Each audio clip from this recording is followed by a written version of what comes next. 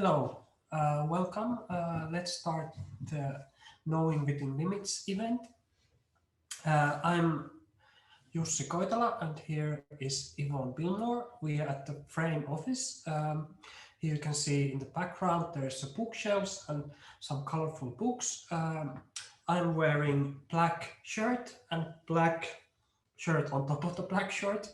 And I have glasses which are a little bit round, almost round. Yes, and I'm Yvonne, as you said. I'm Associate Curator at Frame. I'm wearing an electric green jumper today. I'm wearing glasses. I have fair skin and dark, fair brown hair. Okay. Okay, so let's start.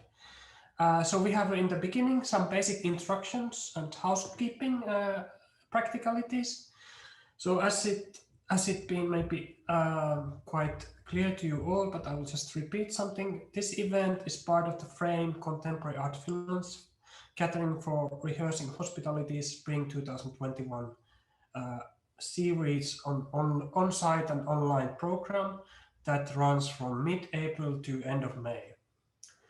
And this is like a part of the broader program called Rehearsing Hospitalities, which runs until 2023. And this edition of the Catering has been co-curated by Frame, digital and collaborative art agency MCult, and anti-racist and queer feminist project Museum of Impossible Forms. Together, over 2020 and 21, we have collaborated with aim to address art and institutional potential to facilitate plural and decentralized forms of knowing and access, looking into how dominant and institutionalized knowledges and forms of access can be challenged from the range of perspectives. A guiding question of the program has been, how can diverse access to language, environment, culture and archives produce more equal and just contemporary societies? And now I'll give it floor to Yvonne. Yeah, and so this event, Knowing Within the Limits, brings together artists and curators that Frame, ourselves, Jussi and I, have been in close dialogue with over the last year, and whose work in different ways contributes to informing and widening perspectives with access. And so this event, Knowing Within the Limits, we're considering which knowledges emerge from knowing individual and collective limits, specifically in regards to communication and when entering institutions and cultural spaces. And so through a combination of pre-recorded presentations, including performative and installation-based artworks, and also live conversation today, this event shares various works and practices of artists Jessie Bullivant and Jessie Bullivant and Jemina Lindholm, and Jenni-Juulia Wallinheimo-Heimonen, and curator Nora Heidorn. And so we're welcoming everybody to follow the programme throughout and drop in and out. It's 3 hours today, so we recognise it's quite long, but we have regular breaks throughout. And I think just now we're just going to maybe post into the chat the event timeline today, and I'll just briefly read that out as well. That we are going to start with this pre-recorded presentation by Jessie Bullivant and Jemina Lindholm. Then we will have a short break. Then Jenni-Juulia is going to, we're going to share her pre-recorded presentation, again followed by another break. And then the artist will be joined by Nora Heidorn afterwards, and we will follow that up with the opportunity for audience questions as well. And so throughout, we really welcome people to use the chat to make comments. It's quite nice if there's a parallel dialogue within the chat. And we can also collect these questions and bring them to the speakers at the end of the event. Okay, Yeah, and there's some future technicalities still to say. This event was recorded and streamed to YouTube also. So if you don't wish to have your presence in the YouTube or in the recording, please don't put your camera on. And then there's a live captioning. You can switch it on here in the Zoom from live transcript button. And it's done by Pietari Jukarainen and Eiri Välikangas. And then we have also in the background Kalle Kuisma and Eero Ylivakkuri to organize the technical details and the streaming. So, yes, Yvonne. Oh yes, and just to reference that we are using safer spaces for this event, safer space guidelines, apologies. And again, they're going to be posted into the chat just now, and they've been shared with the speakers in advance. And if everybody would just like to take a moment to familiarise yourself or re-familiarise yourself with these, that would be wonderful. Thanks. Okay, so let's continue with the event. And as I said, we're going to start now with a presentation from Jessie Bullivant and Jemina Lindholm, which is presenting their project Access Riders.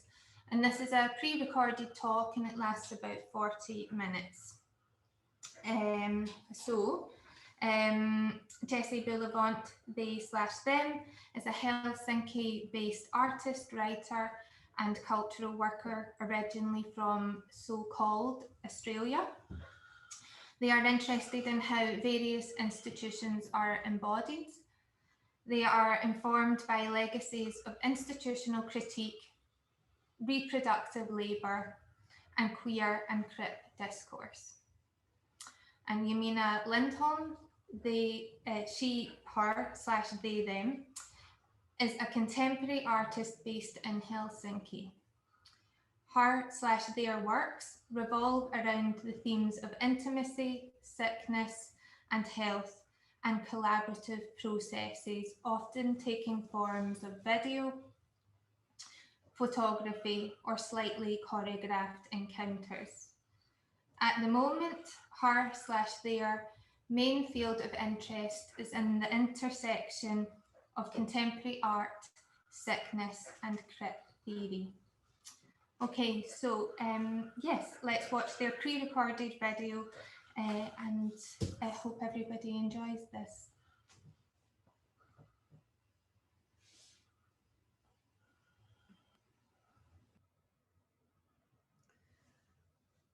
I am Jessie.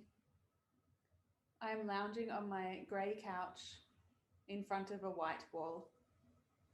A painting by my friend Bogner and a colourful blanket are partly visible. I am wearing a white long sleeve top with a black collar and blue pants. I have white skin, a brown fringe and ponytail, and an Australian accent. I'm reading this from my iPhone screen.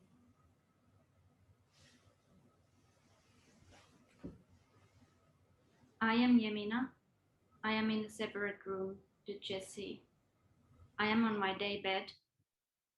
There are some pillows and a blanket on the bed. Some monster plant leaves peek into the image. I have white skin, blue eyes, and brown uneven haircut with a tiny ponytail. I am wearing brownish lipstick. I am wearing a black shirt, a brown jacket, dark blue trousers, and lavender colored socks. I am reading this from my iPhone screen as well.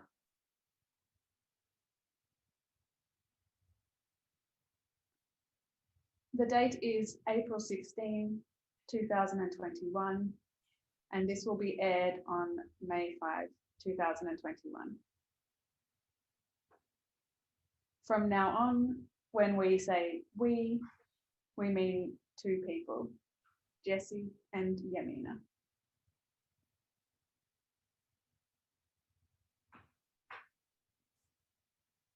We are here today to share our project Access Riders, which was made in response to an invitation by Frame to contribute to the Rehearsing Hospitalities program. It is a 35-page document in both a printed and PDF version. The PDFs, one version for screen and one for print at home, are available through the Frame website in the materials section. From now on, when we say the inviting institution, we mean Frame Contemporary Art Finland and its employees. And when we say the program or the public program, we mean Frame Contemporary Art Finland's public program Rehearsing Hospitalities. We want to acknowledge that publishing online as a PDF is not as accessible for screen readers as, for example, web pages. However, we wanted the publication to be independent, freestanding, and not only embedded in the inviting institution's website. We worked with Katri Astala, a graphic designer who committed to maximizing the accessibility of the PDF document.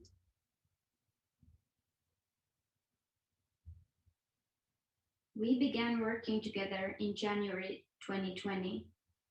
I was invited to contribute to the public program in April 2020. The discussion with the inviting institution began around my history of making scenes and also my work regarding sickness, art, critical disability studies, and crypt theory. The invitation happened verbally in person. I was told there was a production budget, the presenter fee of 400 euros, and writer's fee of 150 euros per page. I felt as if I wouldn't want to do anything for the program alone. So I invited Jessie to work with me as I was impressed by their writing and work. Jessie said yes.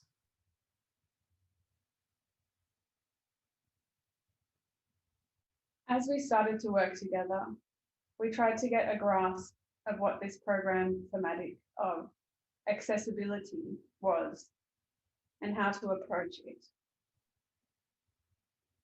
We tried to find out information about the timeline and the budget and the location and the other contributors to the same public program, about what was possible within this commission and program and what was expected of us.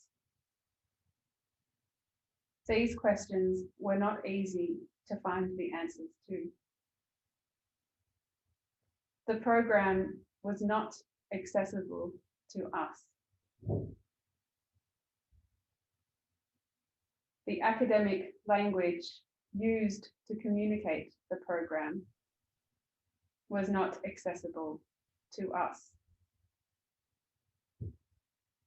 The way of organizing was not accessible to us. We wondered if other contributors were feeling the same way, and also whose responsibility it is to start the conversation about access within a project in the first place.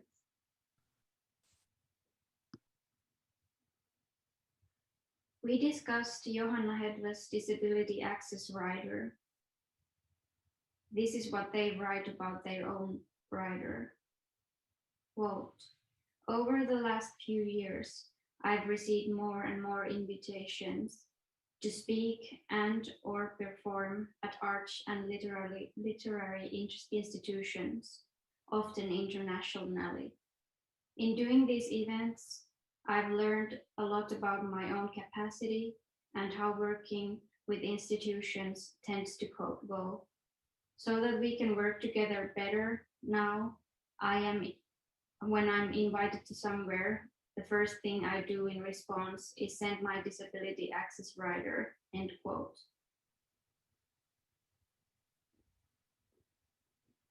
We thought that everyone has access needs and therefore the right to write access riders. We wrote our own access riders. We noticed that there was some shame involved in writing these things down. We wondered, does sharing an access rider make it the responsibility of the person with the needs? We thought about who to invite to contribute and decided to invite the other contributors to the public program. We invented a budget based on this. We initially wanted to ask the staff to also write their own access riders. There was no budget for this, and we did not want to ask people to contribute something outside of their paid role without paying them.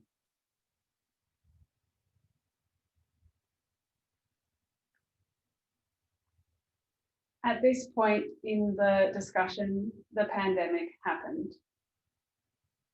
The public program was cancelled and we got paid for the work we had done on the project already.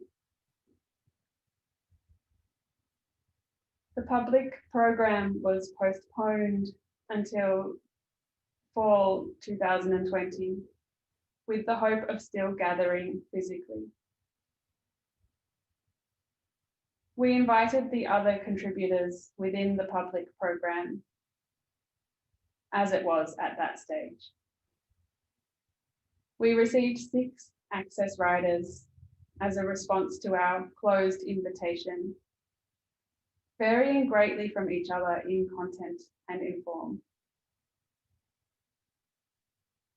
The contributors of the public program in spring 2021 have changed since the invitation, but the idea was that we were asking for these riders from people in a similar position to us: invitee, participant, contributor, independent body.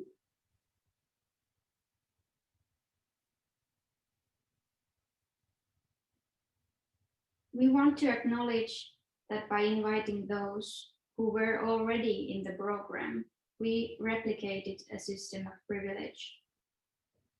It was a solution to how to make a decision within a small budget and time frame. In light of recent public discussions about the inviting institutions' recruitment processes, we would like to underline this rather than defend our choice.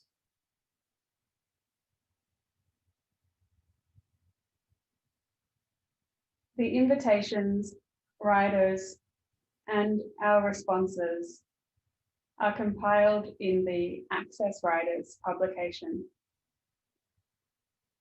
We will now do a short reading from there. We are holding the beige softcover copy of the publication.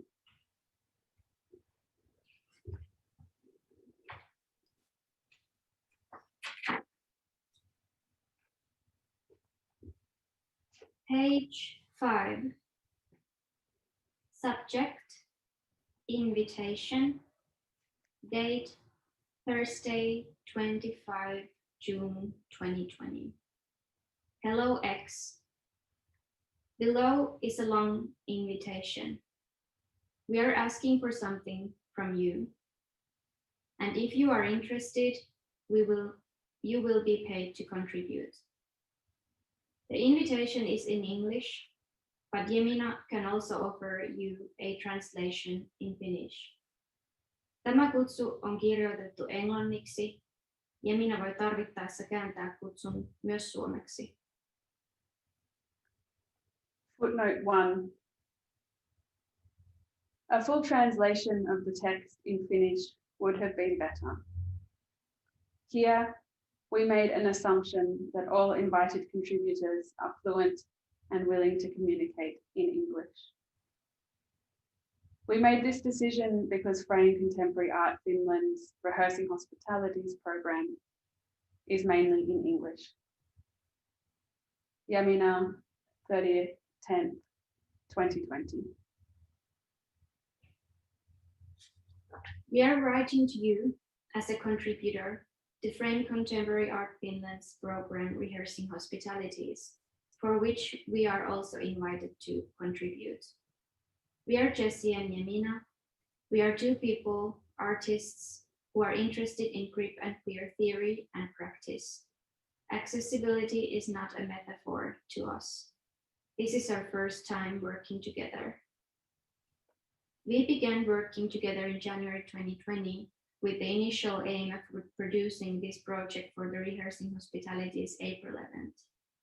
When COVID-19 started to directly impact our lives and the way events such as this take place, we decided to take a pause and re-evaluate.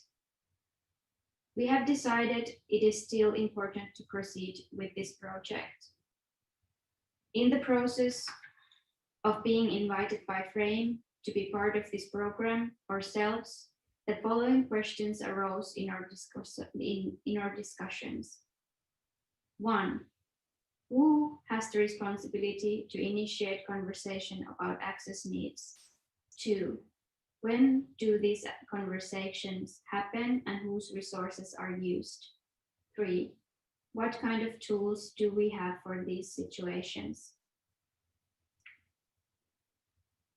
When developing our contribution to Rehearsing Hospitalities, we have been discussing headless disability access rider by GRIP activist Johanna Hedva, which can be found here. An access rider is written by an individual and can be shared when one is invited to take part in the project. It can include needs, wants, limits, and boundaries. An access rider is a document that can work as a starting point for a conversation about the accessibility of a certain situation between the inviter and the invitee. Footnote 2. An access rider can seem ambiguous to those receiving it, and the contents may not be seen as important or priorities, but rather optional extras. This can feel bad, and we wish to acknowledge the risk of disappointment when the individual takes when sending such a document. J and J, 30/10/2020.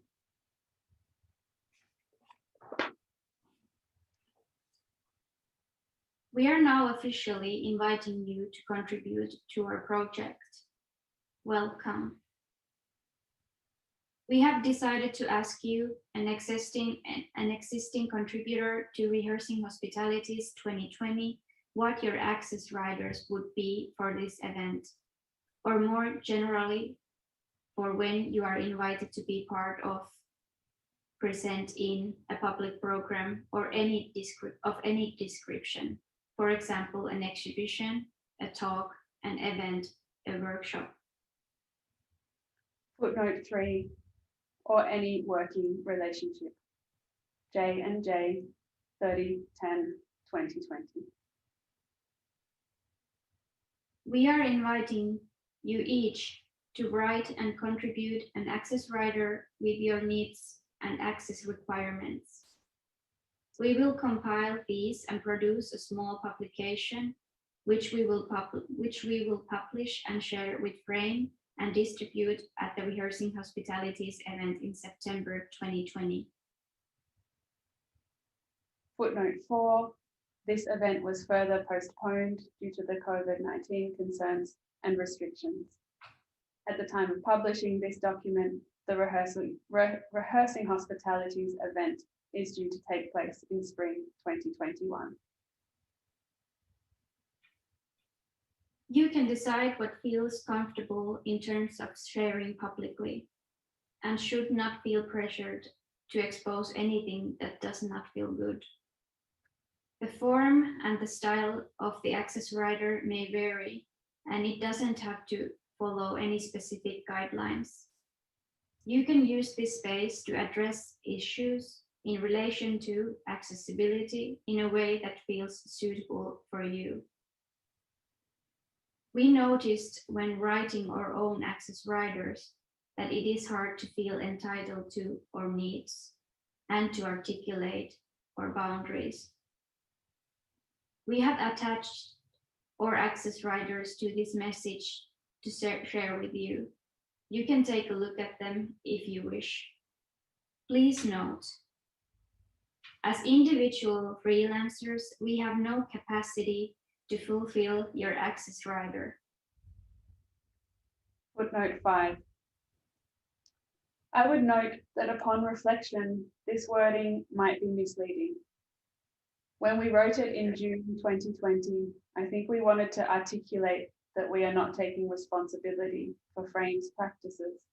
But thinking about it now, I think there is always space to discuss access needs, to talk about what is and isn't possible or within our realm of responsibility. And that by inviting people to contribute, we were initiating a dialogue and relationship. Jessie, 23/10/2020. But hope that the act of bringing this into public will create hospitable, accessible events in the future and might be a useful tool for you. In the Rehearsing Hospitalities event in September, we plan to discuss the access riders we have gathered during the summer and how institutions should respond when receiving a rider.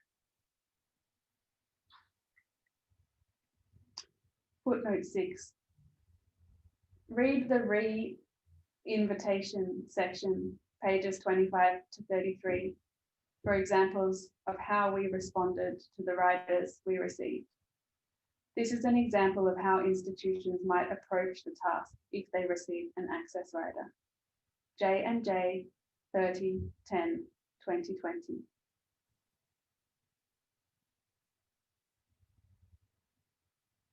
We acknowledge that accessibility affects people differently based on impact and privilege. We also acknowledge that needs are constantly changing and that access riders can also change, and that there are some needs that cannot fit into the form of an access rider for various reasons. Practical information. We can offer you €150. Footnote 7. For transparency, this project was commissioned by Frame Contemporary Art Finland. It was produced with a budget of €1,800 plus Jessie and Jemina's artist fees. We were paid €400 twice for this project. This includes our writer's fee and presenter's fee and editorial work. In addition to the writer's fee, we paid translators between €50 and €70 per translation. We paid a graphic designer €500 and €250 for printing. J&J 30/10/2020. To contribute an access rider, you will get the information regarding the payment from Frame. You can write your access rider in any language. With your permission, we will have the riders translated into Finnish or English. Footnote 8. We decided to make this publication available in English with some original texts in Finnish, due primarily to budget restraints. J&J 30/11/2020. We can publish your access rider anonymously if you would prefer. If you would like to contribute an access rider to our project, please send it as a Google Doc, email, Word document, or PDF to jessiebullivant@gmail.com and lindholm.jemina@gmail.com by Tuesday, 25 August.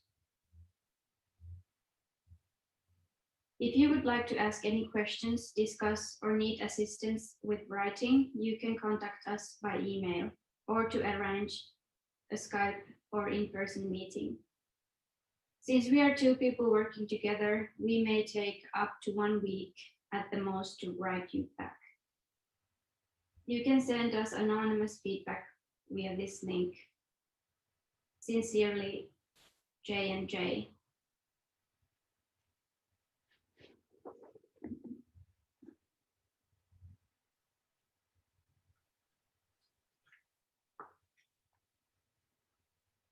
Page 8. Jessie Bullivant Rider, September 2020. Initiated in discussion with Jemina Lindholm in March 2020 and inspired by Hedva's Disability Access Rider. This document is a work in progress. I hope that it will enable a discussion between us about how we can work together. Needs. Things I absolutely must have in order for this to work for me. 1. Working methods. A. Is our relationship creative or administrative? Please tell me how you would like to work together, including how involved you do or don't want to be in the process. B. Power awareness. What are the roles, responsibilities, and working conditions of yourself and others involved? Tell me. 2. Communication. A. I need details of the project in writing, including what you offer, what you want, and what you expect. Include a project description, fees, even if it is 0, budgets, payment conditions and schedule, deadlines for proposals, if necessary, and press material. Don't surprise me with deadlines, if possible. Please let me know of changes in writing. If you are expecting to be credited for your role in the project, let me know / let's talk about this before it's too late. B. Email is my preferred method because I like to have things in writing and have time to think about my response. If you want to use another method, let me know and we can discuss a way to work together. You can show respect for my time by sending a receipt of delivery, confirming you have received my message, and if you can't answer right away, an estimate of when you will respond to each question. Let's stick to one form of communication instead of having unofficial or side conversations happening on Facebook Messenger, for example. Limits. 3. Content warnings. A. Tell me before we meet or speak on the phone what the purpose of the meeting / call is so that I can also prepare. B. Before telling me information, ask me what I need to know and what I don't need to know. 4. Trust me to do my job. If you invite me to a project, I might request information that other artists would not. If you want me to be involved, trust me that this is part of my artistic process. Wants. Things I'd like to happen. 5. Why me? Explain to me why you invited me. A. Who else? Tell me who else is involved so I know where I am in relation to them on gender, race, disability, sexuality, class, age, and any other relevant intersecting axes of privilege and oppression. B. Please tell me who you hope and expect to be in the audience. 6. Gender. My pronoun is they, them. Actively using these pronouns in front of me and others makes me feel visible and comfortable. A. Please make sure your staff have had training about gender inclusive language. B. At your organisation / at the event, if you noticed someone gets my pronouns wrong, please speak up and take responsibility for correcting them for me. 7. Accessibility. Tell me what steps you are taking to make sure your event is accessible. A. Have a safer spaces policy and work to ensure it is followed. B. Make sure your venue is accessible, including having accessibility info about the space in your event description. C. Make sure there are gender-neutral bathrooms available at the venue. 8. Aftercare. Check in with me after. Ask for feedback. Don't forget about our agreed commitments just because the project is over. Did you promise documentation, letters of support? Boundaries. What I'd prefer to have present for this to be a comfortable, positive experience for me. I am trying my best to learn Finnish, but currently I can only understand and communicate in English. Navigating bureaucracy in other languages can be very frustrating and time-consuming. Please help me. These headings are inspired by the Consent Checklist by Meg John Barker.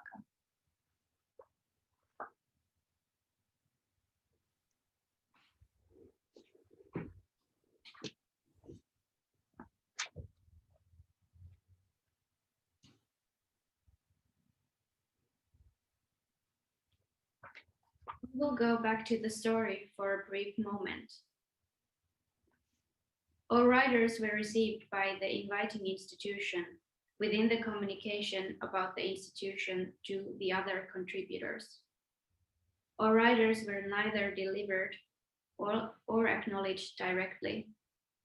We had a meeting with the inviting institution where we brought up all riders in summer 2020.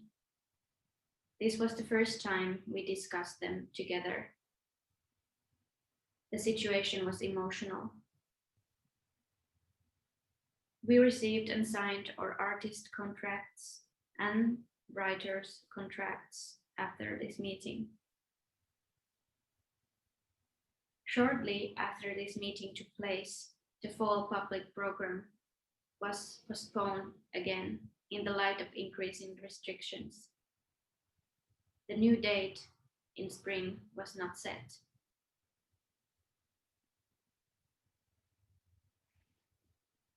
At the same time as this project, We started using our access riders when we were approached to take part in other projects as well.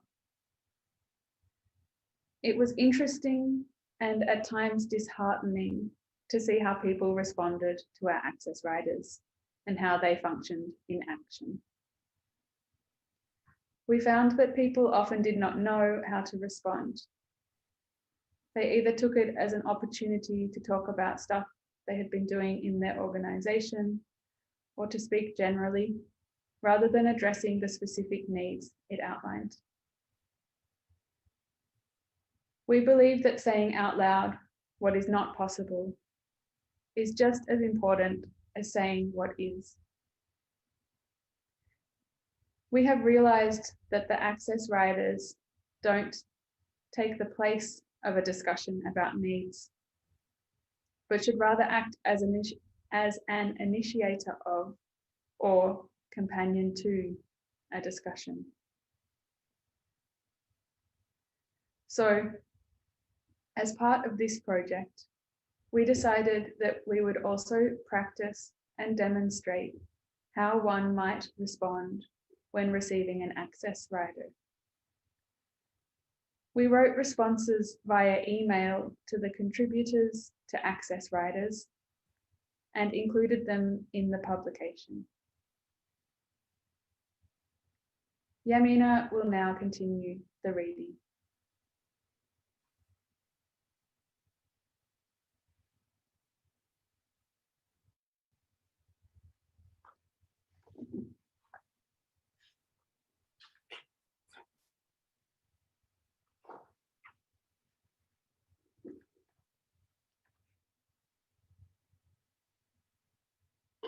Page 32. Dear Jay, thank you for your access rider. Thank you for working with me. Thank you for being so patient, firm, and reassuring. We didn't have our access riders when we first started working together, but kind of created them in the process. I now wonder if we should have also taken the time to go through them together, although we had been discussing them several times. I invited you to work with me because I had just read a draft of your thesis and witnessed the work you did at Bullivant.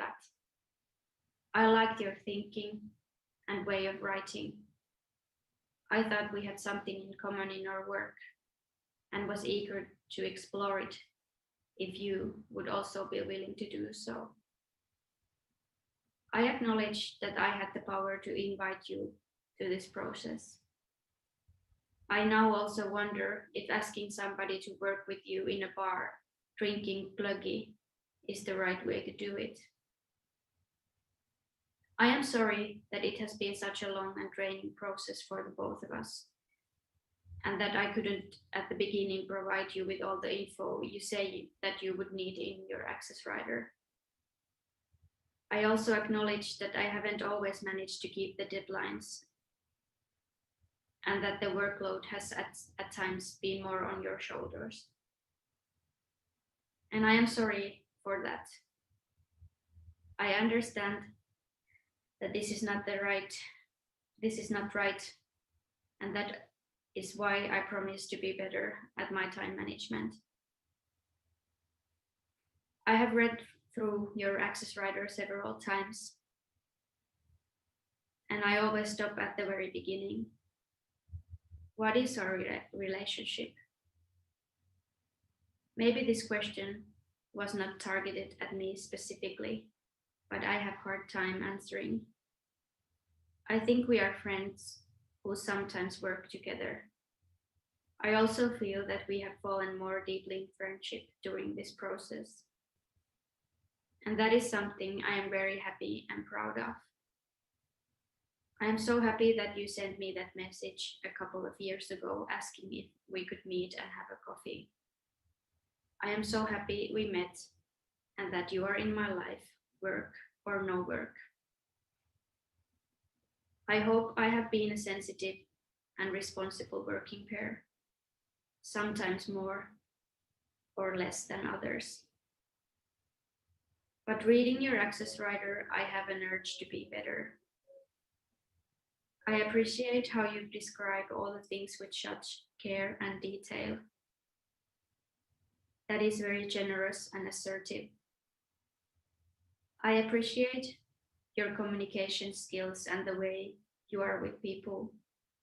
You are a great listener and supporter, and an amazing artist. I think we have done a good job figuring out our own deadlines, methods, and processes when these did not come directly from the institution. I think we are awesome in finding ways to discuss and work while accommodating the needs of each other. I can only hope you feel the same way. I trust you 100%. I promise to use your pronouns in front of you and others. I promise to speak up and take responsibility for correcting others if they get your pronouns wrong. I promise to check in with you after and continue asking for feedback and other questions. I promise to get better at providing translations for you and helping you. Softly, Jay.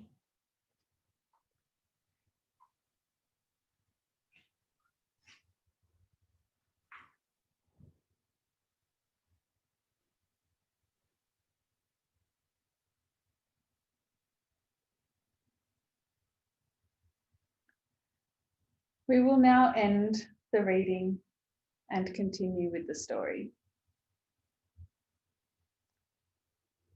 Although the public program of fall 2020 was postponed, we continued finalising the Access Riders publication.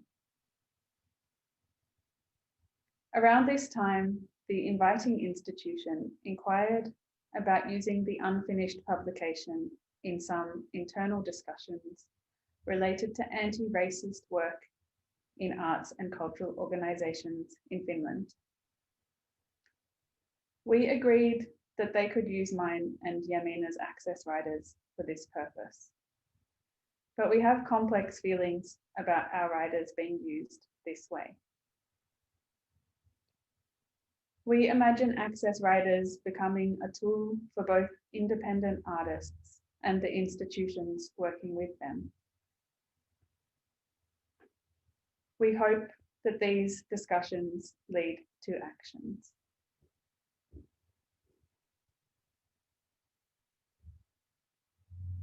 We worked with Katri Astala to design the publication.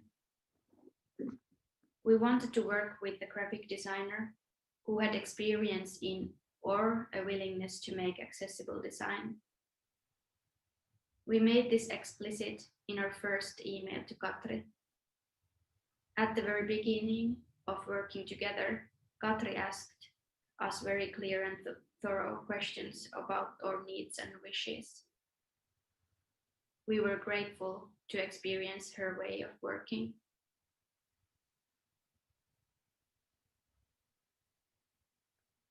The publications were printed in winter 2020.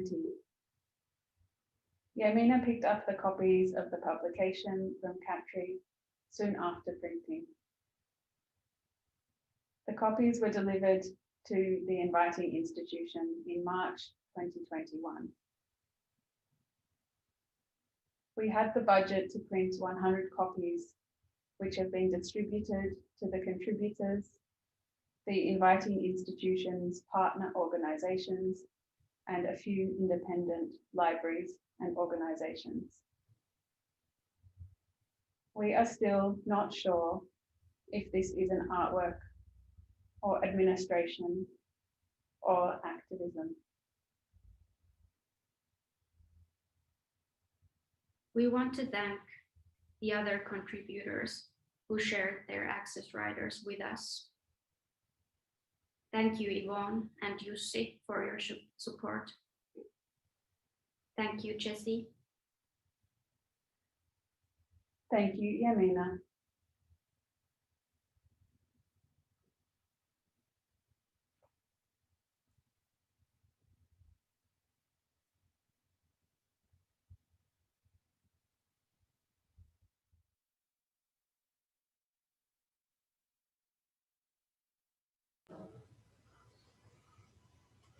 Okay, thank you, Jessie and Jemina, for this video presentation, for your honesty and openness as well throughout the process of this project. And I think there's lots that we can open up together in the conversation at the end with Nora and Jenni-Juulia as well. So for now, we're just going to pop into a short break for 10 minutes. In which time we are going to show some footage of the Frame office and the kind of surrounding area. This you will have seen also at the start of the event and in the various intervals throughout the event. This has been shot by Eero and Callie for us. With the intention to, for anybody who hasn't visited this space before, just to kind of locate where we are and give a bit of a sense of the environment here. Okay, so enjoy your break, get some water, cups of tea, etc.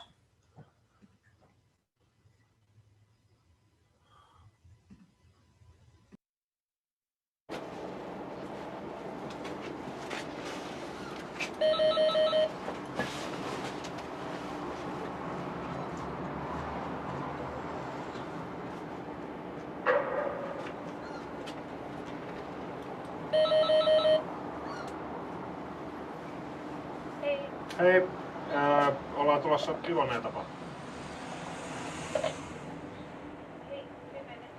Yeah, sure.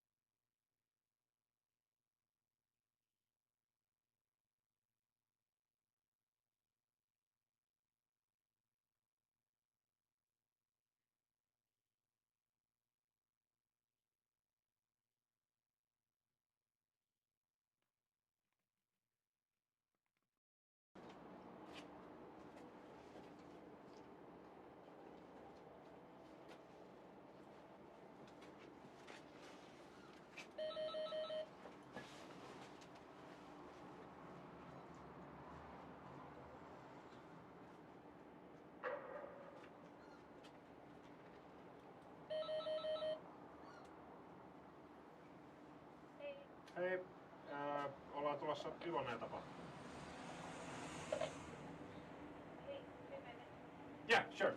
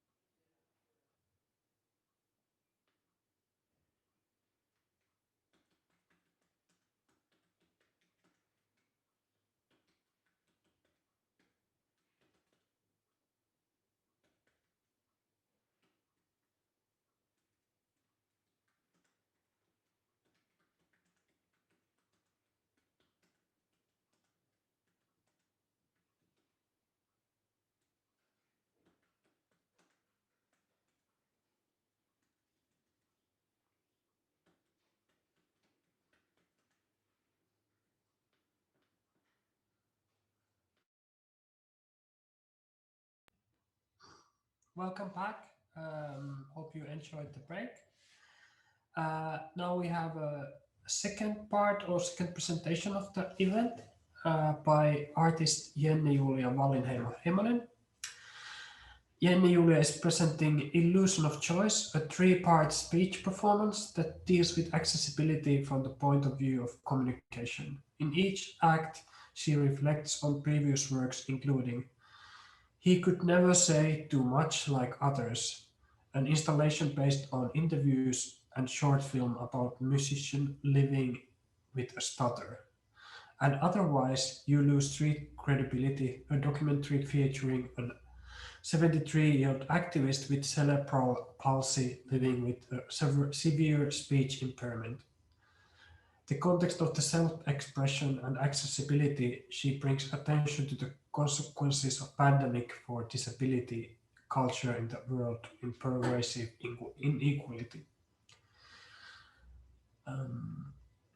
Jenni-Juulia Wallinheimo-Heimonen is State Prize awarded multidisciplinary artist whose short film Reflector of Living Will won the Best Screenplay at Pisa Robotic Film Festival in 2018. Her work deals with disability politics, aesthetics of assistive devices, and gender issues related to women with disabilities. She has facilitated social art workshops in Finland, Bosnia-Herzegovina, Estonia, and China, and participated in exhibitions in Finland and abroad. She's the recipient of a 3-year grant from Art Promotion Center Finland for her project Empathy Objects 2019 and 2021. And her presentation is also pre-recorded, so we'll watch it now, and then afterwards we are heading towards the discussion. And it's 30 minutes. Yes. 32 minutes to be precise. Yes.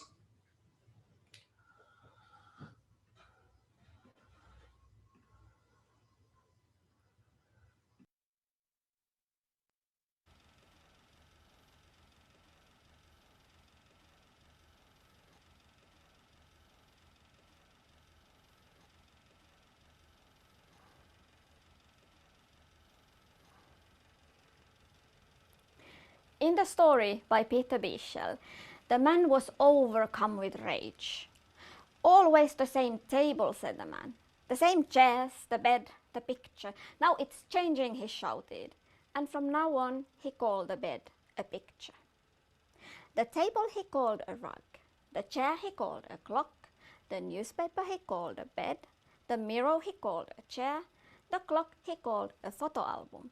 So, in the morning, the old man would remain lying in a picture for a long time. At 9 o'clock, the photo album would ring, the man would get up and step onto the cupboard so that his feet wouldn't freeze.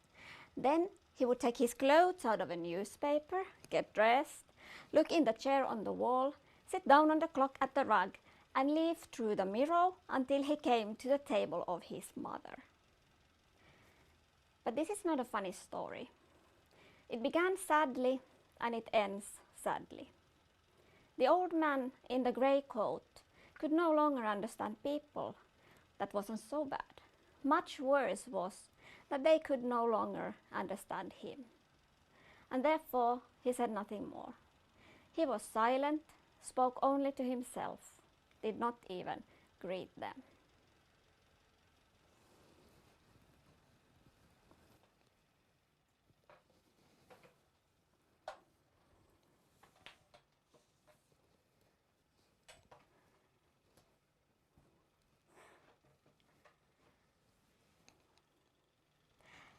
About a year ago, when I was thinking about hospitality and communication disabilities, I called for interviews on Instagram and got a message from 24-year-old musician Juuso Sintonen, living with a stutter. After our first meeting, I panicked. How I could identify with a stutter? On the contrary, I have a nasty habit of pointless talkativeness when I'm afraid or nervous. I don't usually pay attention to the hundreds of daily situations in which I just open my mouth. So my first idea was not to speak for a day, play selective mutist. But it would have been a stupid exercise as wheelchair test tracks or challenges for Congress members to live a month with minimum income support. In simulation exercises, we pay attention to completely wrong things, to obstacles, not to solutions, nor to cumulative social and psychological effects and structural barriers over a lifetime. Social analysis is also often forgotten. But Juuso taught me that stuttering is what the stutterer does in attempt to avoid stuttering. So it's not what comes out of your mouth, but the fear and shame of stuttering. It is those secondary symptoms, such as using a lot of filler words, repetitions, tapping a body part, tremors of lips, and the whole avoidance of certain words, syllables, and first letters. Another person wrote in the internet that it's constant mental gymnastics to find words to avoid stuttering.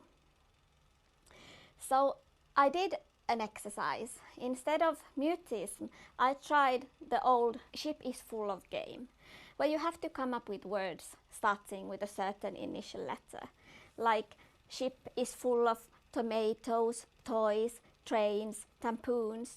I tried the writing exercises with the same idea, like Tom tries to talk, Tina tricks the teacher. And this led me to read about the relationship between a thought and language, our lexicon and personality. Of course, it's natural that our language reflects our thoughts, our background, our social status.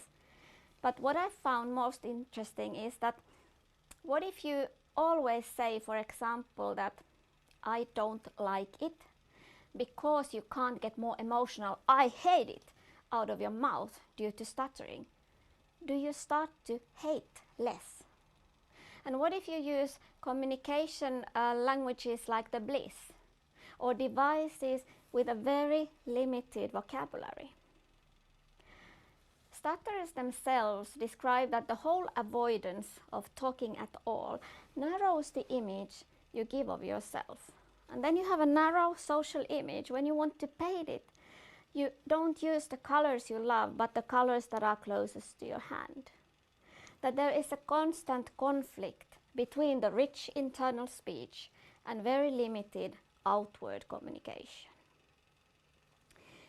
When I searched material about stuttering, it became clear that the information focuses on healing and temporariness.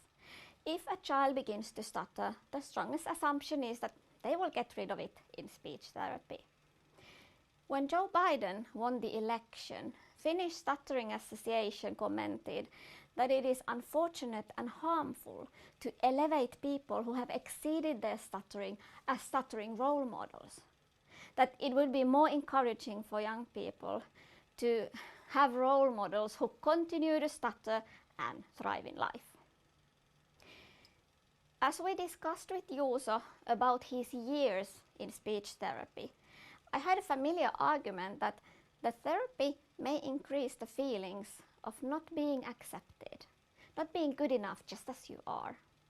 Some people with physical disabilities feel the same way about physiotherapy, that you practice for healing, for acceptance, to fit in inaccessible environment. But if it doesn't happen, you don't fit, it's always your own fault because you just didn't practice hard enough. Time spent on therapy is always away from funnier things in life. There are plenty of families where the hobbies of disabled child are speech therapy, occupational therapy, physiotherapy, while the siblings play in theatre, they play guitar and dance ballet. But this is a very difficult topic in disability politics because it's related to the medical model of disability. Ability to communicate is essential to participation, and it's natural and it's important to seek help for it. But on the other hand, as communication technologies in the West are amazing, it may soon be possible to send speech commands straight from your brain to your phone. So the solution in the future may be different than spending years in speech therapy. On the other hand, or is this a third hand now, in some speech impairments, the therapy may improve your chewing and swallowing and therefore proper nutrition. So my point as an activist is that still, the therapy should never be the central content of anyone's life. People with disabilities are not a rehabilitation project. Next to me is an installation about conversations between Juuso, Sintonen and me. It's not participatory art, it's just my view of a stutter. I was visualizing interruptions, breaks and contrasts, like there is a towel that wets you more the more you dry your hands. There is the feeling of having pneumothorax in speech therapy, an abnormal collection of air between the lungs and the chest wall. I made hundreds of honeycomb pleats that occur when the yarn is tightening, like your muscles tighten in the diagram.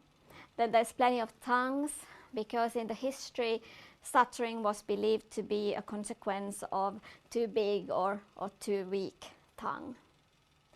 The work is divided into 4 color areas.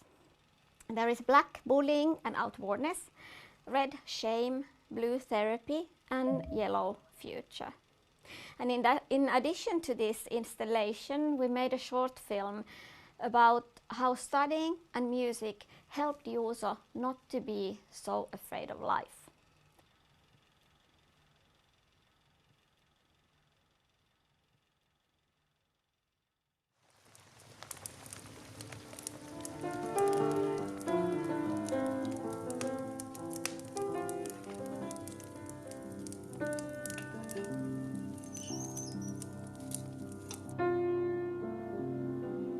Mä valmistuin niin tosiaan ammattipianistiksi ja en oo sen koommin kyllä paljon koskenut pianoon.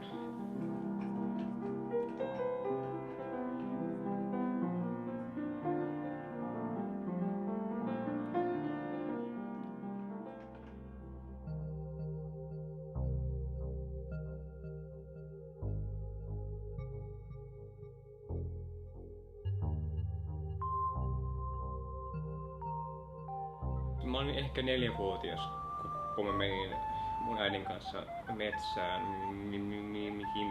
missä sitten mä menin sinne ryteikköön itekseni kävelemään ja siellä mä niin kun huomasin, että mä olin erkaantunut mun äidistä.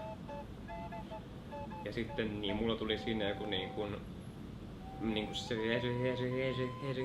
selkeä paniikkitila ja mä huomasin, että miten niin kuin mun ympärillä oli niin kuin pelottavia kasveja ja niin pelottavia niin kukkia, jotka niin kuin oli paljon niin kuin mua pidempiä, super niin korkeita.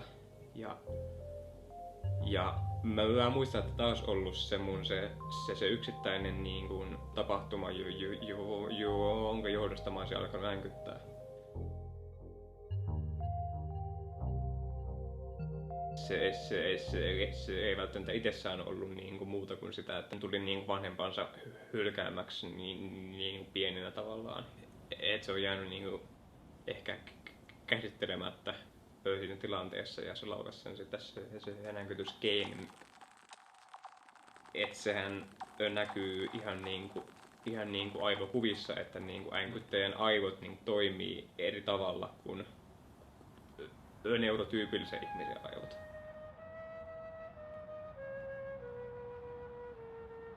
Änkytys on perinnöllinen kommunikaatiohäiriö, joka on aivoperäinen. Et se ei ole edes missään niinku puheelimissä, kuten vaikka niinku palleessa tai äänihuulissa tai missään täällä niinku kasvoissa. Se on ensisijaisesti niinku kommunikaatiohäiriö, johon vaikuttaa esim. Sosiaalinen paine ja stressi.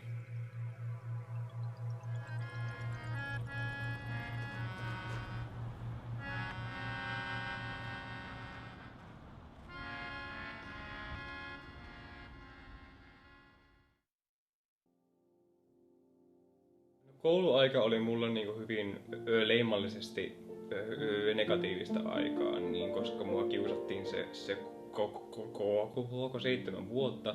Mutta toisaalta niin kouluympäristö oli ihan loistavaa, niin koska sai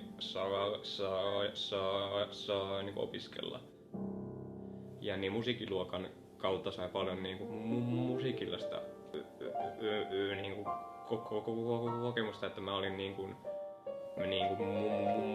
musiikkiluokan kuorossa ja mä olin musiikkiluokan bändissä. Änkyttäjä hyvin harvoin änkyttää niin silloin kun se laulaa.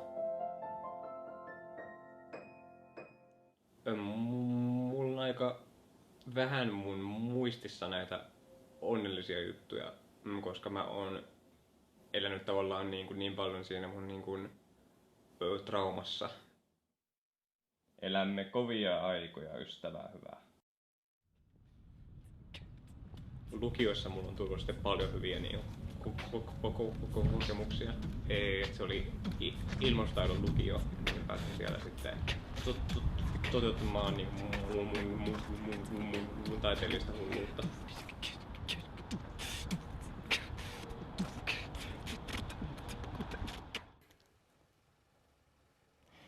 Our personality is not our own creation. It develops through social interactions as we understand how others interpret and value our disposition.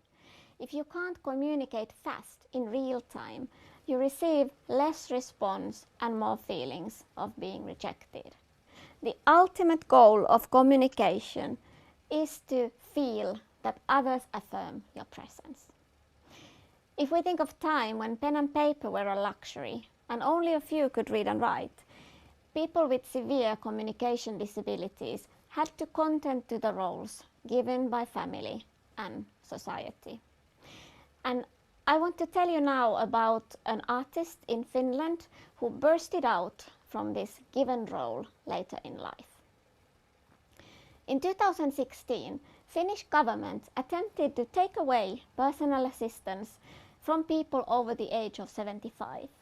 And with a colleague, Titta Aaltonen, we went to interview 83 years old Tuuli Helle, living with cerebral palsy and severe speech impairments. because she had commented the threatening news in Facebook. In her life, personal assistants were also her interpreters. Without them, Tuuli was barely understood. She was an intelligent elderly lady, but constantly underestimated due to her speech impairment. Tuuli told us that she got her first assistants in 1990s when she was over 60. Of course, she had communicated a lot before that, but getting assistance meant new kind of independence and starting point for her artistic career. By hiring people who were motivated to learn to understand her, Tuuli was able to paint and write much more and take dance classes.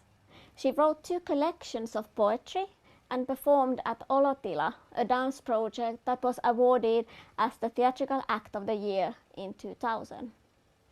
With that project, she got to perform in big stages, for example in Paris and in Hong Kong. But due to her disability, Tuuli was, we can say, completely self-taught.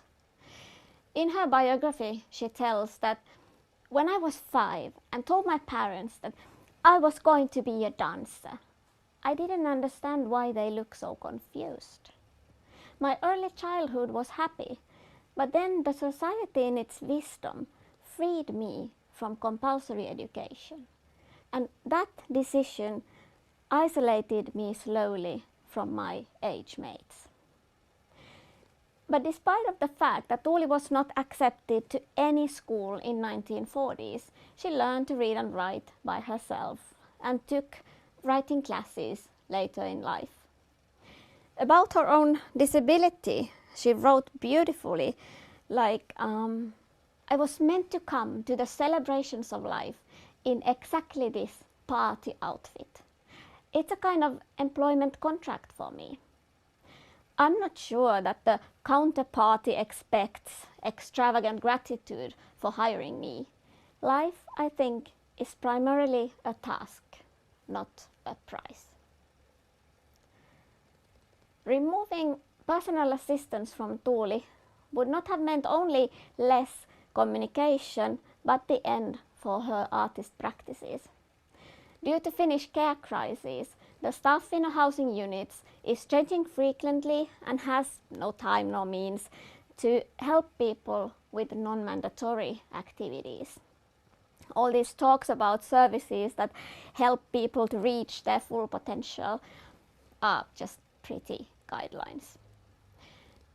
Without assistance, Tuuli would have crumpled back to an object of care.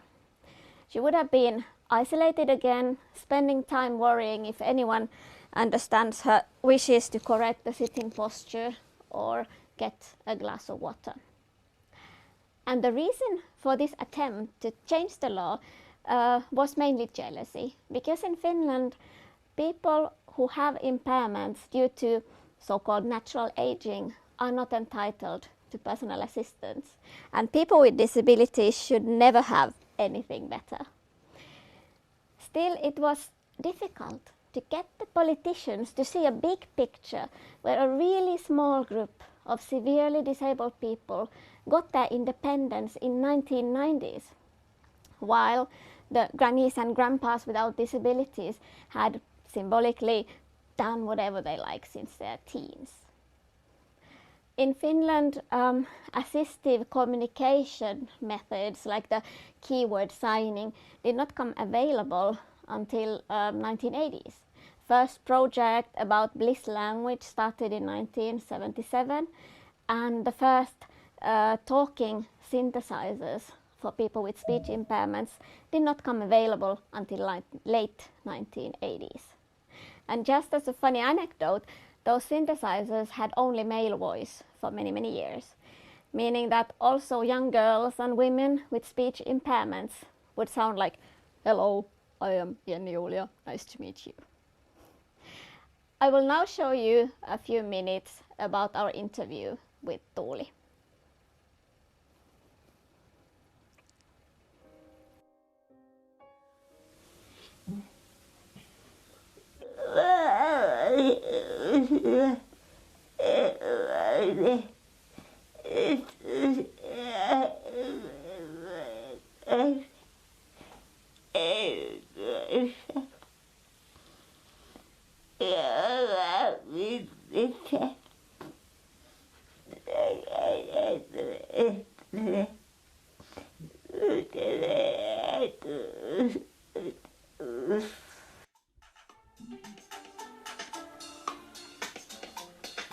Auringossa aina varjo seuraa kulkija, kun päivä painuu pilveen, niin varjo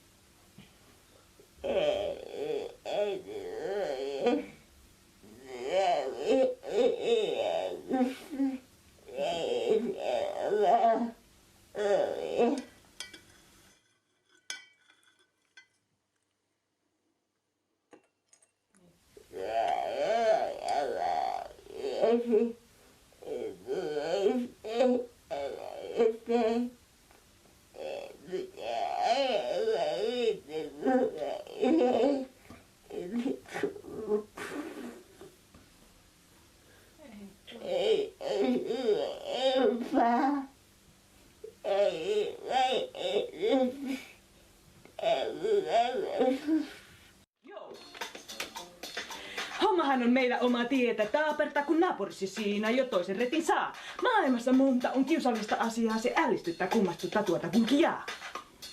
Hei! Kun mummot rämpii keskellä tietä, niillähän on eläkkeet omat kalkapihat. Häh?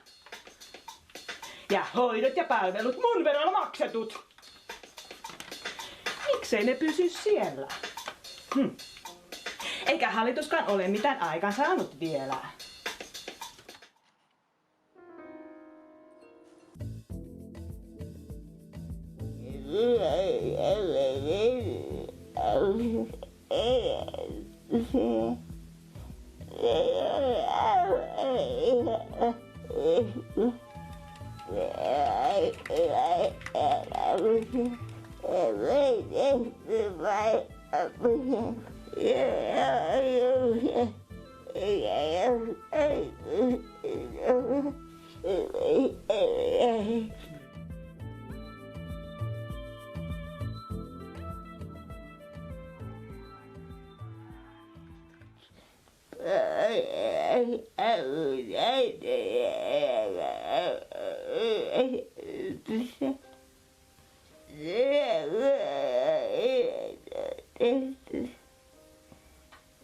Yhdeksän kuusi toinen, eli ihan tuossa 13.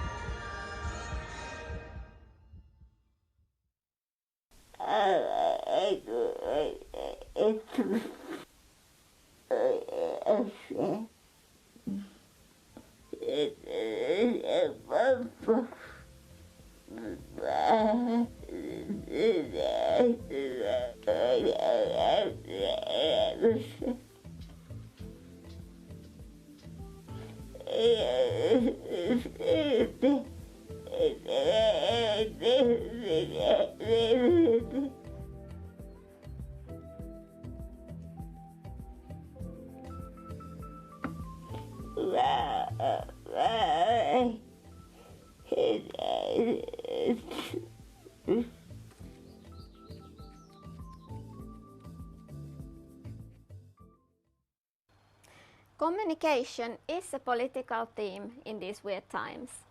Prior research has demonstrated that the needs of the disability community are not heard during public health emergencies. My late boss, Kalle Könkkölä, often talked about how the dignity of people with disabilities disappears in crisis situations, such as natural disasters like tsunami or during wars. we become invisible and are not included in decision making.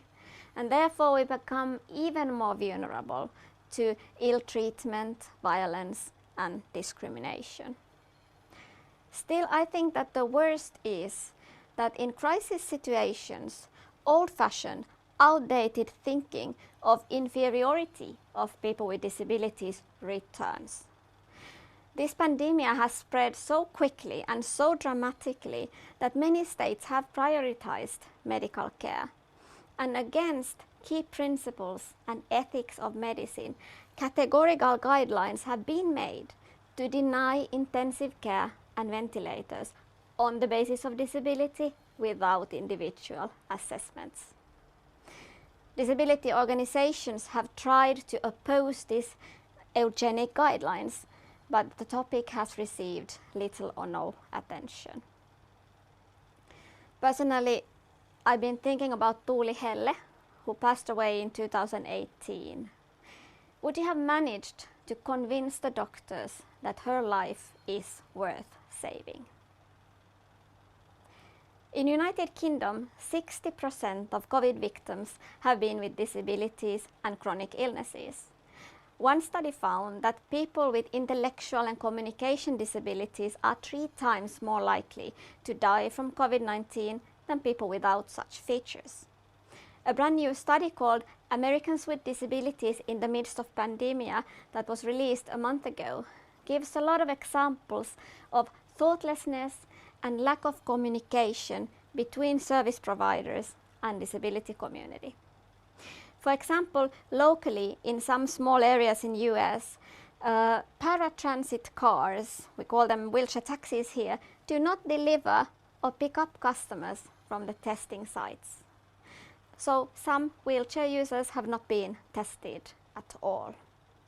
In healthcare facilities, all accompanying people, such as visitors and friends and family, have categorically prohibited, so that people with speech impairments have not been understood at the appointments. They have not been able to communicate if hospitalized, nor being able to go at all. Here in Scandinavia, in Finland, people with severe disabilities who cannot be isolated, who need personal assistance 24/7 to brush their teeth, to eat, to pee, are not even mentioned in the risk groups of the vaccination order. But on the other hand, many people with disabilities have wrote that this pandemic is simulating to the non-disabled world how is it like to live years in isolation with routine disruptions and constant anxiety. I talked earlier about the problems with simulations, but it is amusing to read how we can give tips about how you can enjoy your new normal the best possible way. Last spring, I went to photograph 4 women with disabilities since they have posted in Facebook how happy, how normal, how satisfied they felt in their homes in lockdown conditions, just enjoying the new home delivery services.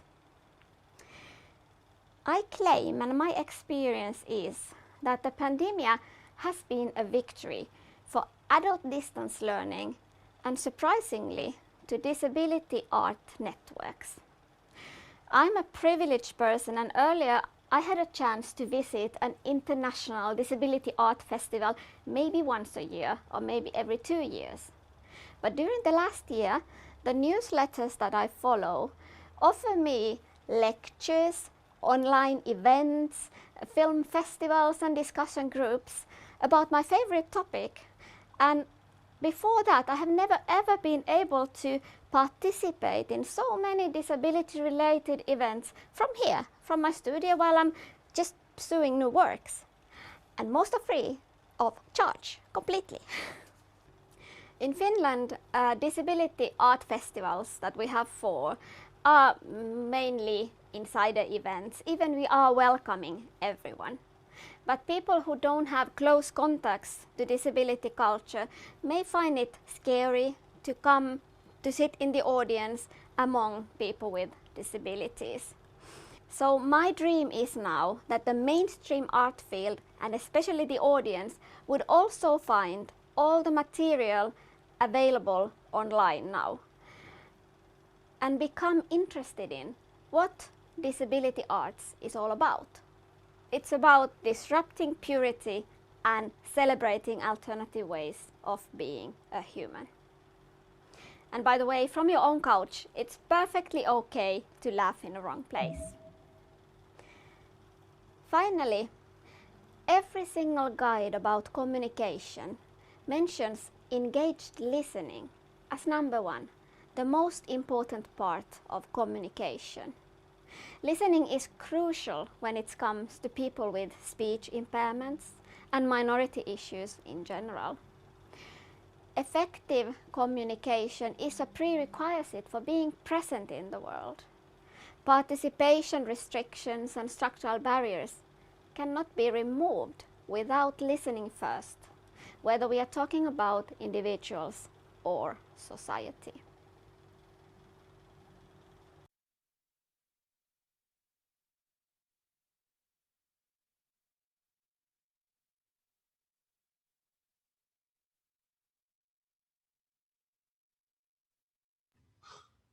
Hello, thanks for watching this.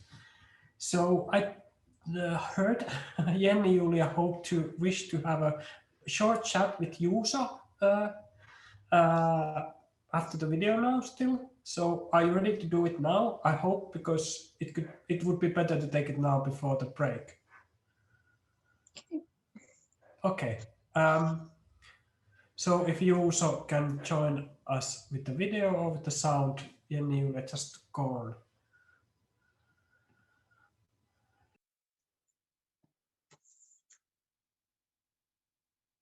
Hello, Juuso, are you there? If I start immediately, so I was feeling a bit uncomfortable afterwards that Juuso, we couldn't be present here together next to the installation and talk about the project together, because I wouldn't have been able to make anything without Juuso educating me about stuttering and how it's affecting him, how it's affecting other people. So I would be really happy if you would like to join us and tell a little bit about how this project felt from your point of view. Where would I even begin? It was, first and foremost, it was amazing to be able to talk about my own experiences and my own life as what I am, since I have quite a few features about myself that make me a very non-standard person, and so my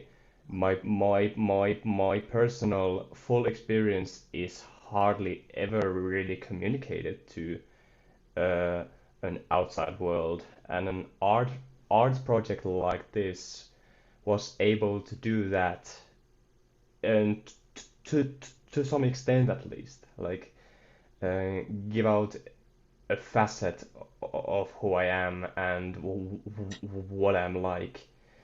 And if I were to tell a bit more about the actual art making process, well, it was exhilarating because our connection as our artists and our artistic vision and communication has been so flawless, and we are both very active minds, so it was very improvisatory at times, and I was able to express my creative lunacy a lot in a way that has been very difficult to do in other collaborative contexts, really. And so I'm really happy that this was done, and it was a ton of fun to do it on the day. that it was done. Even though very exhausting, but it was like a constant flow experience to do it. Well, yes, we were working very intensively for 1 week and for the film, and but there were hopefully some nice things too, like testing the floating tanks and other things that are. We only showed now like 4 minutes of 10 minutes film, so there's a lot of things that happened during that weekend. And I also want to thank Rasul Koram, who was like filming for us. So I was more concentrating on the story and difficult to say directing because you were also improvising. And in this point I also want to thank you for the music, because 99% of the film is composed by you, and there are improvisations and music that you were making completely for this project. So I'm very grateful for our artistic cooperation. Okay. I was delighted to be able to use my own music as well. Not only because I am a musician, but also because I think it expresses myself in a way that goes well together with what I spoke and how I spoke. So it was a very complementary set of media, and it was and it went together better than I expected, to be honest. So happy about that too.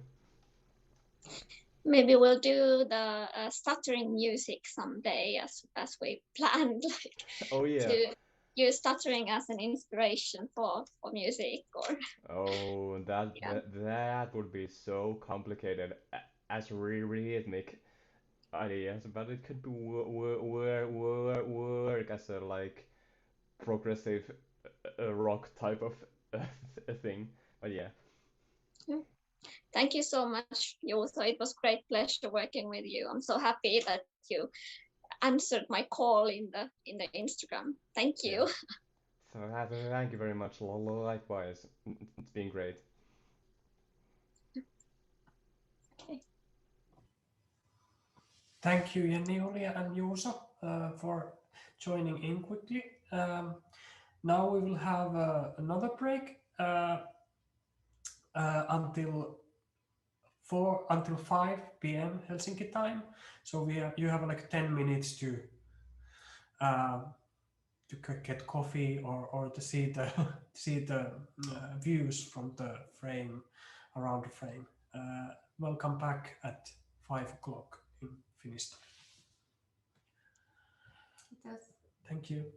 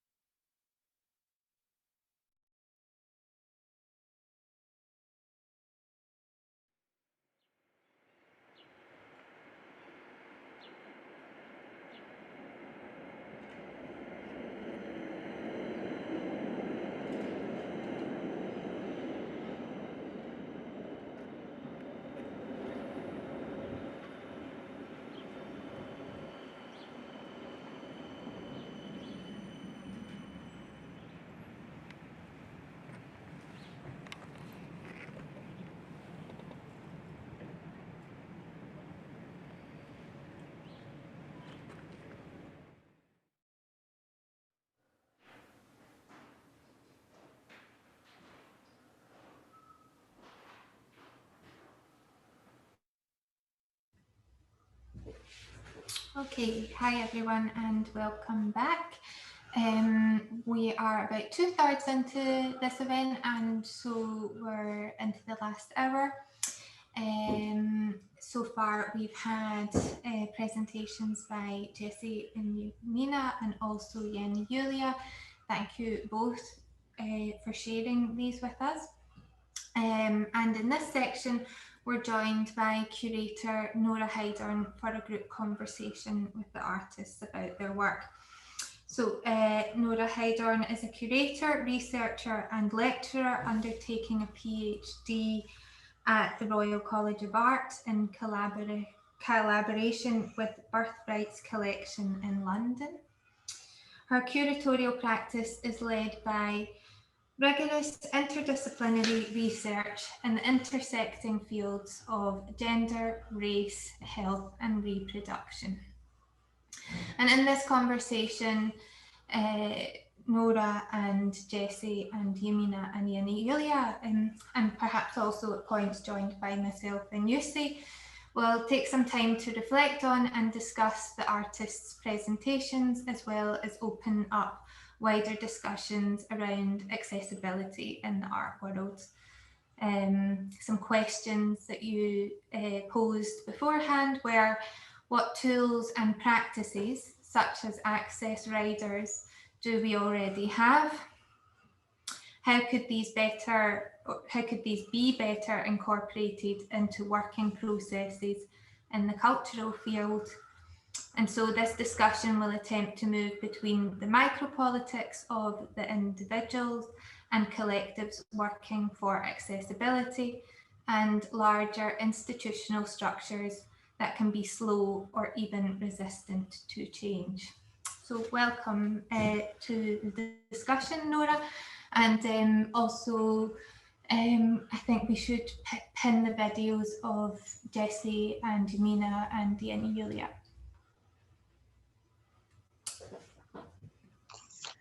Hello, hi. Thank you so much for Frame for inviting me to moderate this conversation. So I'm Nora Heidorn, and you can see me sitting in my studio with lots of pictures and photocopies pinned on the wall behind me. I'm wearing a red blouse and I have dark blonde hair, and I'm wearing glasses and some lipstick, and I'm a white woman. I also want to thank Jemina and Jenni-Juulia, as well as the audience, for having this whole conversation in English, because I realize that that's not so easy for every Finnish native speaker. But if this conversation wasn't in English, I wouldn't be able to be part of it. So I really appreciate that, and I don't take it for granted. And also it allows my students from London to join for this event, which I'm really happy about. Okay. To begin the conversation, I wanted to ask a question about the coronavirus pandemic, which is something that perhaps we're all a bit tired of hearing and speaking about at this point. However, I think that it's important to address here because it has significantly shaped the course of our work together towards this event over the past year. And actually, Jenni-Juulia also already brought it up in her presentation earlier. It has led to the decision to have this conversation virtually. And honestly, I would have much rather come to Helsinki and met you in person and explored your city. So for the context of this event, which I'm very happy we are having nonetheless, I think it's important to ask you as artists and as people how the pandemic has affected you and your work over the past year. If I start by just describing myself also quickly, I'm awfully sorry not doing it on the film. I'm short, middle-aged, red hair, wearing yellow cardigan and light blue blouse and pants, and I have blue sclera as a piquant feature. But yes, I was talking about earlier how this pandemia makes me terrified about like worst case scenarios, like will I get medical help if I would need it? I didn't get the coronavirus yet, and I've already received one shot of the vaccination. So I can breathe easily, but of course it has affected me a lot during past year. I'm as an artist, I'm a very lucky one because I had been working for 1 year with my 3 years project when the pandemic hit and everything was cancelled at once. Everything was postponed to somewhere in the future. But if I think about this, like as a mother who has to feed the kids, I don't even have words for express my gratitude for having an ongoing project and regular funding coming. Which then leads me to think about most of my colleagues who did not have this opportunity, and I'm still very worried about other artists, musicians, actors in Finland who lost their jobs and have not been supported enough by the state, unfortunately. Right now I'm quite positive because many postponed projects are waking up, and I still have 8 months to work with my project. So I'm hoping that the future will be much lighter. Thank you, Jenni-Juulia. And maybe we could hear from Jemina next.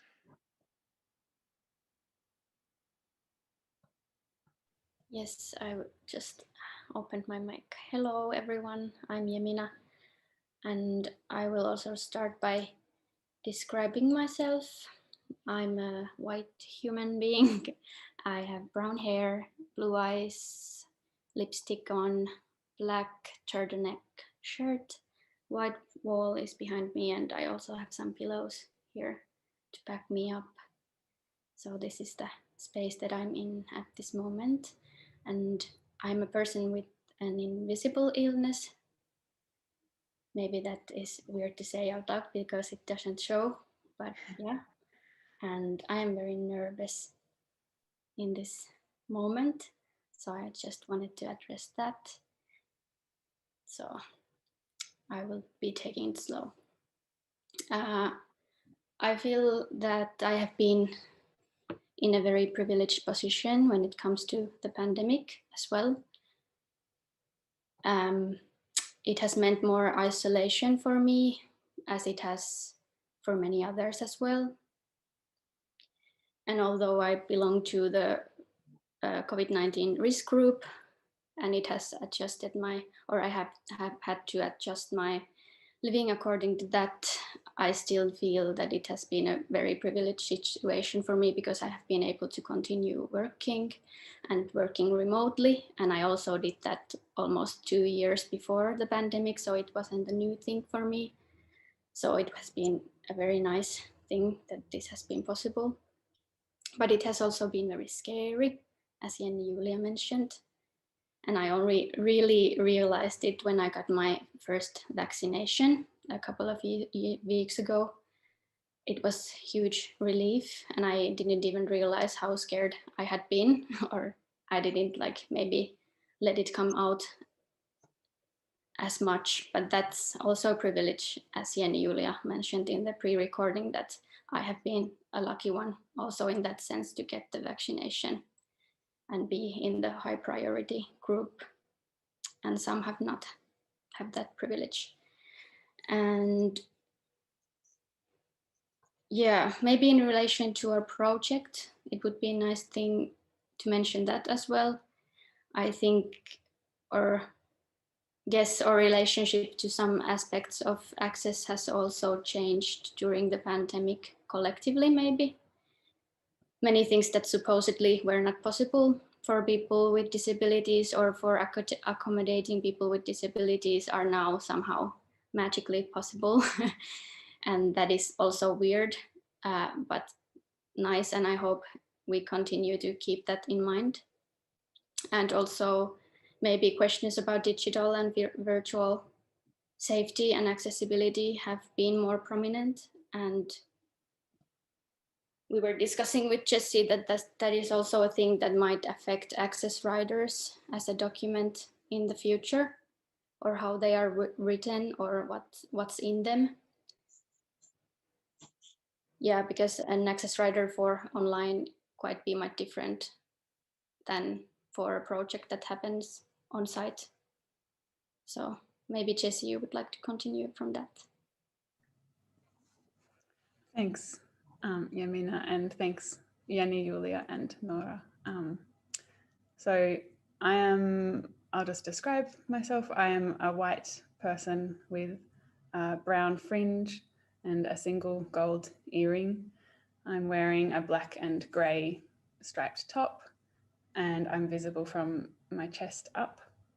Behind me is a plant and some coloured paper pinned to a white wall.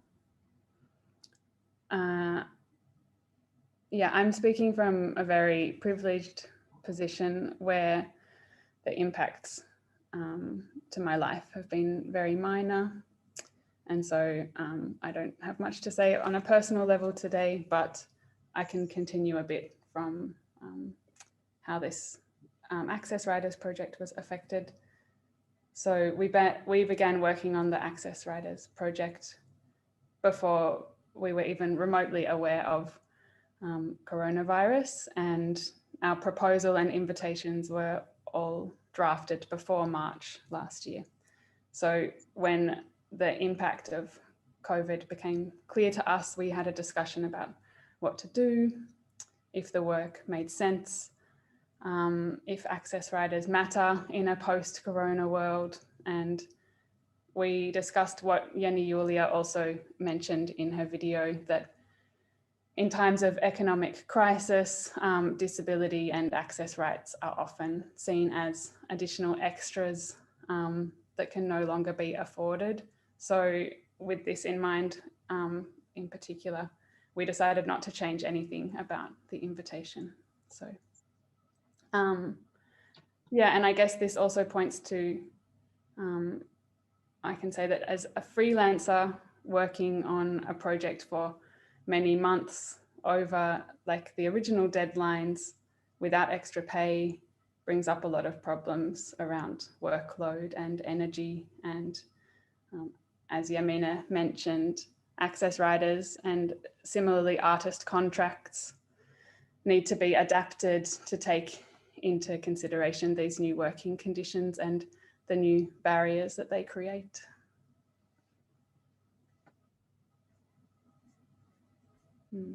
I was muted. Thank you for all of your responses. And now I wanted to ask Jenni-Juulia 2 questions about her films before we then speak more about the Access Riders project. So Jenni-Juulia, thank you for showing us 2 excerpts from your films. And I had the advantage of also seeing them before today's event and preparing some questions. So you have developed a particular filmic strategy in where you invite a person to tell their own story on words and in their own environment. And this is, I think, particularly significant when the protagonists of your films are persons living with disabilities, and when the film and the life stories that are told are also to a significant extent about living with disabilities. People with disabilities are often spoken about, but we more rarely hear from them with their own voices and their own opinions. So I wanted to ask you if you could tell us a bit more about your working process with your protagonists in the films. How does your collaboration unfold, and how do you negotiate directorial decisions about how the story will be told? Well, big question. Earlier in my career, it was much more difficult to find people to open up, to tell their personal stories, or let me to take photographs. I didn't have tools to film them back then. But nowadays the situation has changed quite dramatically, that I'm also getting messages, especially through Instagram and on Facebook, from people who want to tell about especially about their discrimination experiences, and they are wishing me to use those in my artworks, which I really appreciate. There is it's amazing stories. I have to sort of make some kind of selection, because as an artist, I love mostly to work with hot topics that needs to be addressed immediately with some kind of activism too. So sometimes I'm also combining several stories from different people to one story. And they are not always like completely like personal. We have made films also where like there is 4 or 5 women telling me stories, and then I'm combining them, and it's coming out through just one person. About the process, I just have to always like say that I tell my people who I interview for inspiration that I am not making documentaries of them. I am making my version of their story, because I feel like I don't have education for like, I think documentaries, you need to be like, you need to understand humanity a bit more deeper than I do as a selfish artist. So I don't want to take that responsibility, and by it doesn't mean that I have dictative last word, but as it's my project and there are inspirational people, so I will then carry all the responsibility also for how to present these people. And I must say that earlier I wasn't thinking so much. Of course, there wasn't like, the internet wasn't so huge. Nowadays, I have to all the time think that the disability art is something that needs to be shared online for free. So those people who are giving their voices and faces to me need to be treated in a way that is not harmful for them in the future. And this is very important if I'm working with younger people. Some elderly women say that they really don't care, like we can do whatever, but I have to remember this responsibility all the time. Yeah. Thank you so much. And in the film that we just saw a section of, My Whimsical Resonance, which was the story of Juuso Sintonen, his story and the scenes about him are interspersed with really beautiful textile sculptures. And for example, when Juuso speaks about brain scans, he wears a kind of crocheted sculpture on his head that looks like the medical technology used to scan the brain. And there are other objects that appear in different moments as close-ups in the film or as props. And in the second film, Otherwise You Lose Your Street Credibility, about Tuli, there are small wheelchairs made of wire that are suddenly sort of growing among these beans that we see germinating throughout the film. So could you please tell us a bit more about these sculptures? Do you make them in response to the stories that you are told by the people in your films? And is it important for those narrators to receive such objects which reflect their stories back to them in a sculptural form? Well, as a textile artist, I have this natural craving for doing something with my hands all the time. And because I don't consider myself as a filmmaker, I'm more like a storyteller. So these objects, or with Juuso, we could call them like empathy objects or conversation pieces. Those are actually like the main part of this artwork.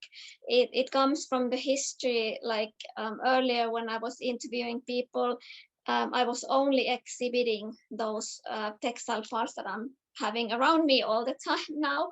But then the reality was that I was standing in a gallery talking until my mouth hurt about these people behind all these installations and sculptures. So it was like a quick solution when the cameras got better to film those interviews, and suddenly people also wanted to see those interviews of my friends with disabilities, and somehow I just then like started to edit them little by little, but still like in my personal hierarchy, I need a story to make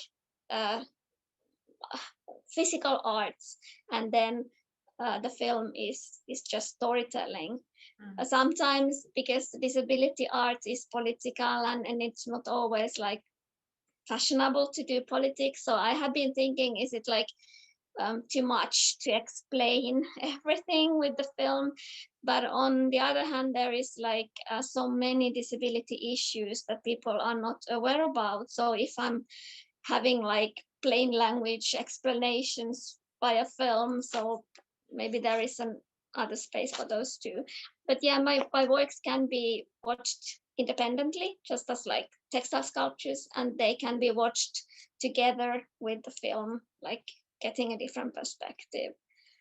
I couldn't ever do only film, but nowadays I sometimes start with the film if it feels like strong. Like with Tuuli, we first interview her, so we had the film material first, and then those I call I'm growing wheelchairs. Those wheelchair seeds came a bit later to that project.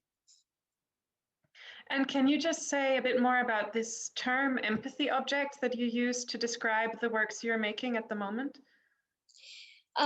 Yes, it was supposed to be a 3 years project, but last year I couldn't test my objects except with Juuso, but on the streets with strangers.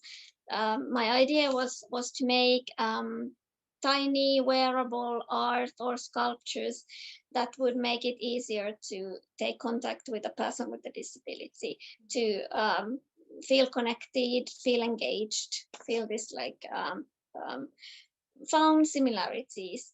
And for example, the grandmother you saw me holding when I was sitting on the floor is one of the empathy objects. So I made a small grandmother to a small hospital bed, and I was going in 2019 on the streets, stopping people like, could you watch my mom for a moment? I'll pick up a coffee or do some grocery shopping. And then I left people with this artwork for 3-4 minutes and came back. And then we were talking about the care crisis in Finland, like how their elderly people are doing. So empathy objects are this kind of conversation art pieces that you can suddenly meet in your everyday life by a stranger. They are not meant to be so much like to the gallery spaces or mainstream art there. Yeah, and we can see the granny in the bed behind you on the right of your video feed. Yeah. Okay, thank you so much, Jenni-Juulia. Okay, now I have some questions regarding the Access Riders and the beautiful publication that was made by Jessie and Jemina. And thank you for inviting us to be part of that. Okay, so this is a question for all three of you. The variety of access needs and issues relating to access that are pointed to in the different access riders included in this publication show how vastly different and individual access needs and wants can be.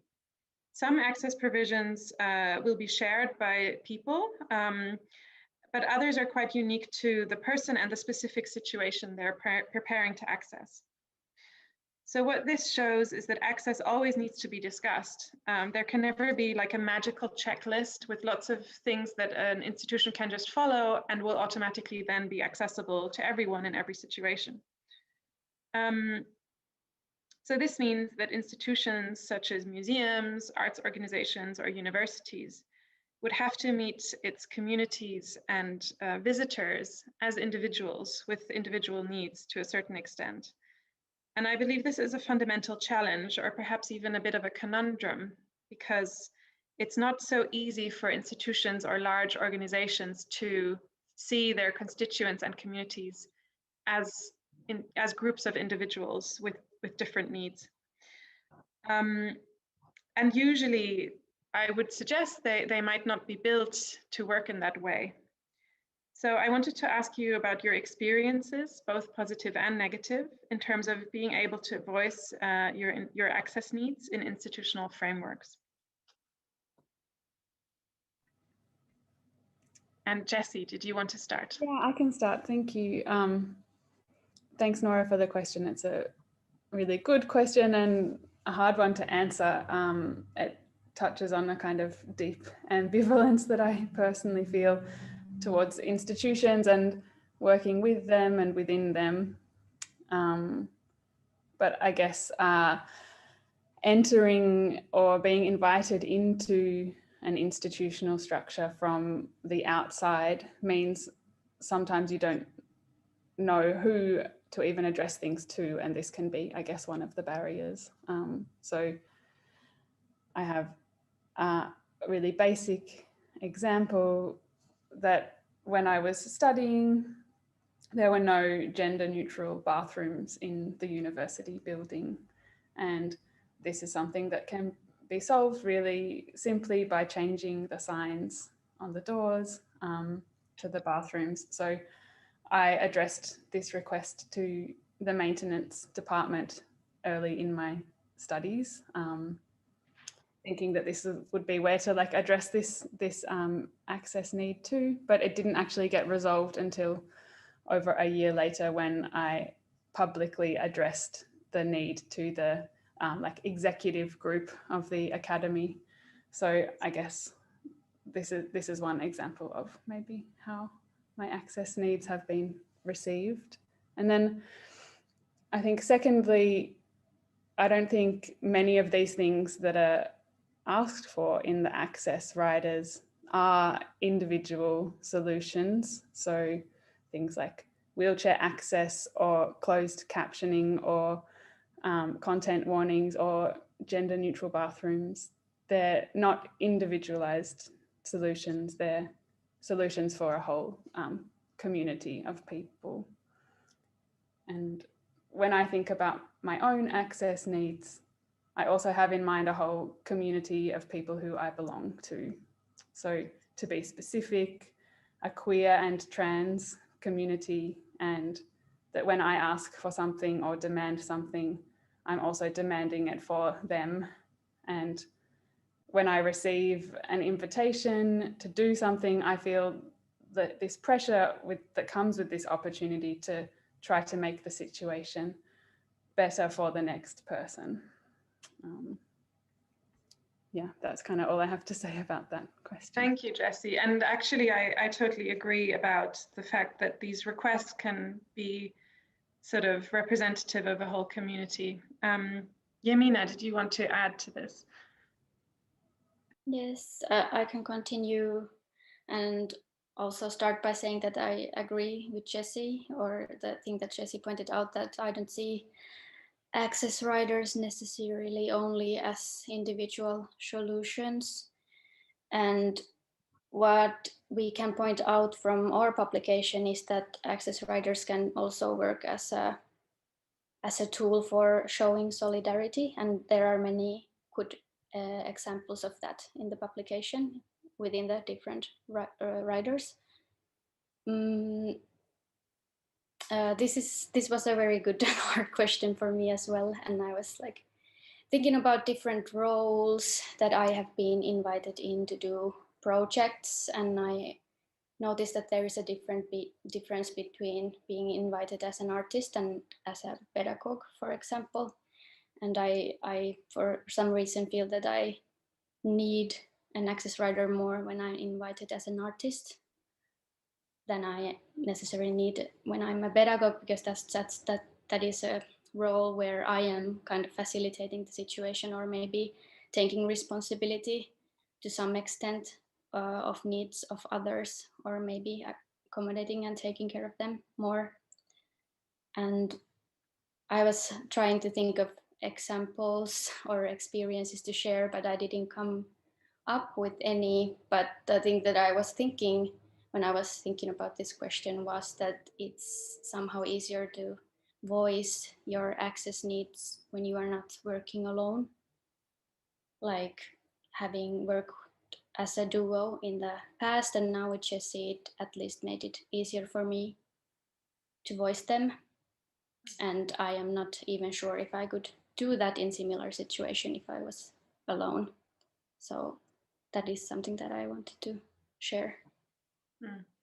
Yeah, and what you were saying about it depending on the role that you're invited to contribute in as an artist or as a pedagogue, I imagine that when you're invited as an artist, often it's a lot more open what exactly you will do and what your project will be and what it will involve. So I see how the use of a rider would be especially important in that situation. So Jenni-Juulia, do you normally use access riders in your practice, and do you want to share any experiences of them as a tool in relation to art institutions and organizations? This is now, I apologize everybody beforehand that this is so difficult topic for me. First of all, I mean, I'm passionate about access and improving accessibility, and I have been working in this field. I have been doing accessibility evaluations, but still the concept of an access rider I wasn't familiar with it. It was completely a new term for me when I was invited to write one for myself. And well, maybe we can laugh about it now, but for me, access rider meant something related to superstars in music business, meaning like it's something that a Madonna can write, and this made me really confused, because I don't consider myself in a position where I could start listing demands for like cultural organizations. And this doesn't mean that like we shouldn't like start conversation and express our needs. I think my fear comes from this written documentary type. Maybe I take papers too seriously, because in my mind, an access rider is a list where the author is somehow asking others to fulfill, or even, can we say, somehow obey these needs, which may not be the way how I would like to use when I want to increase overall accessibility. So, but this was really important art project and activism, because it made me to educate myself more. I had to read about access riders and where it all came from, and that it hasn't much to do with the music business riders. Still, my only concern is that should it be written individually, as actually Jemina and Jessie mentioned earlier, that is it something that we all do and then we give to another person, or should we write them together with the organization, so that there is a possibility to sort of discuss which one of the needs are the most important ones and which are less important, because this comes from my insecurity.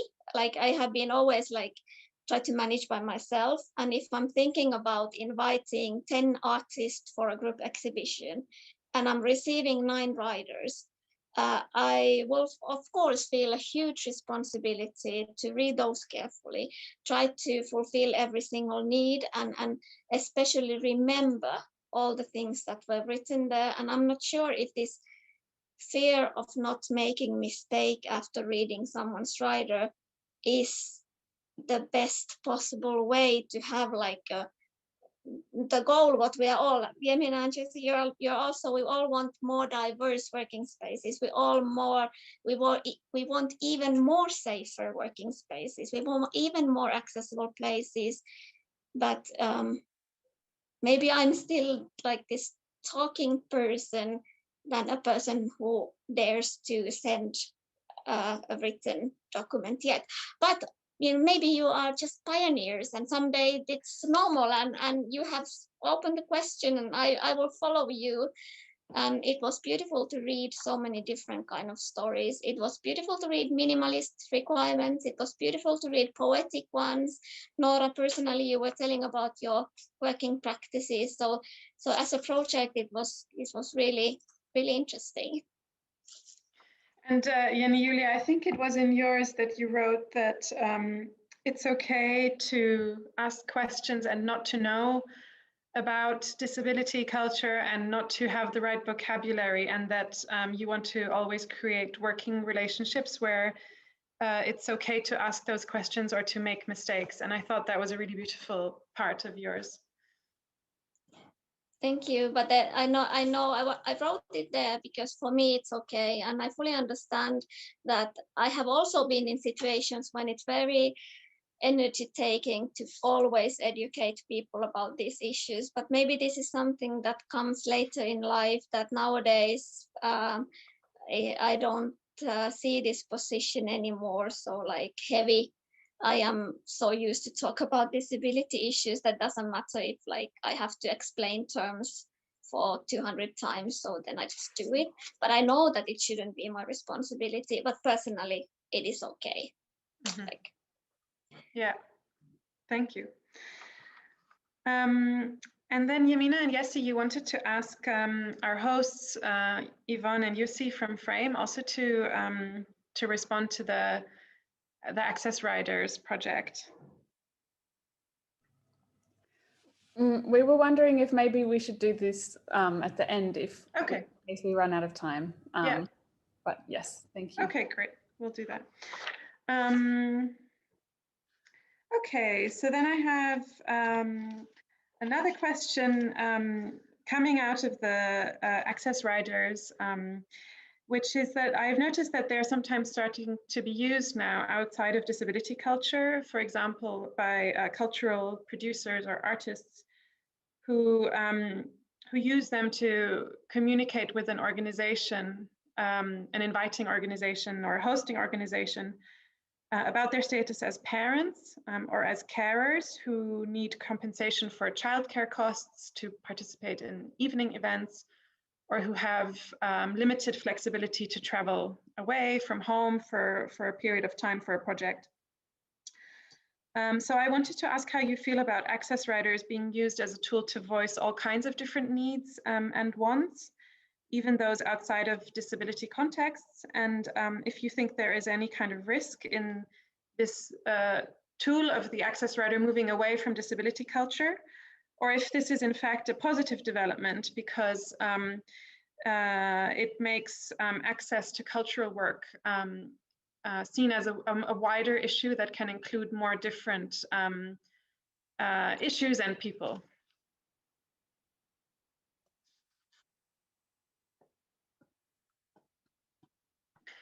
Jemina, did you want to start? Yes, I can start. Thank you again. This is an important question as well. And I also wanted to thank Jenni-Juulia from your previous points and comments. They were very much appreciated and it was good to hear them. We mentioned in the introduction video or the pre-recording and also in the Access Rider application that we believe that all people have access needs and therefore deserve or have the right to write one. So we have also mentioned that already. And I personally don't believe in putting things into a hierarchy, like according to what experiences or needs are more important than others, or whose access needs are like, you know, more important than other access needs, or who should or should not write an access rider. I don't think that's maybe a fruitful starting point to think about that. But what is always important is that one is aware of one's position in relation to different kind of oppressions and privileges.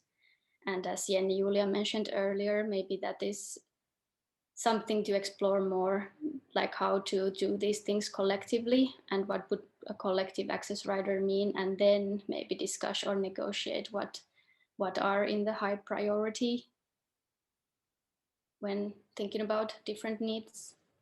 So maybe, yeah, that's all I maybe had to share about that. Thank you. Jessie, do you want to continue? Sure, I can.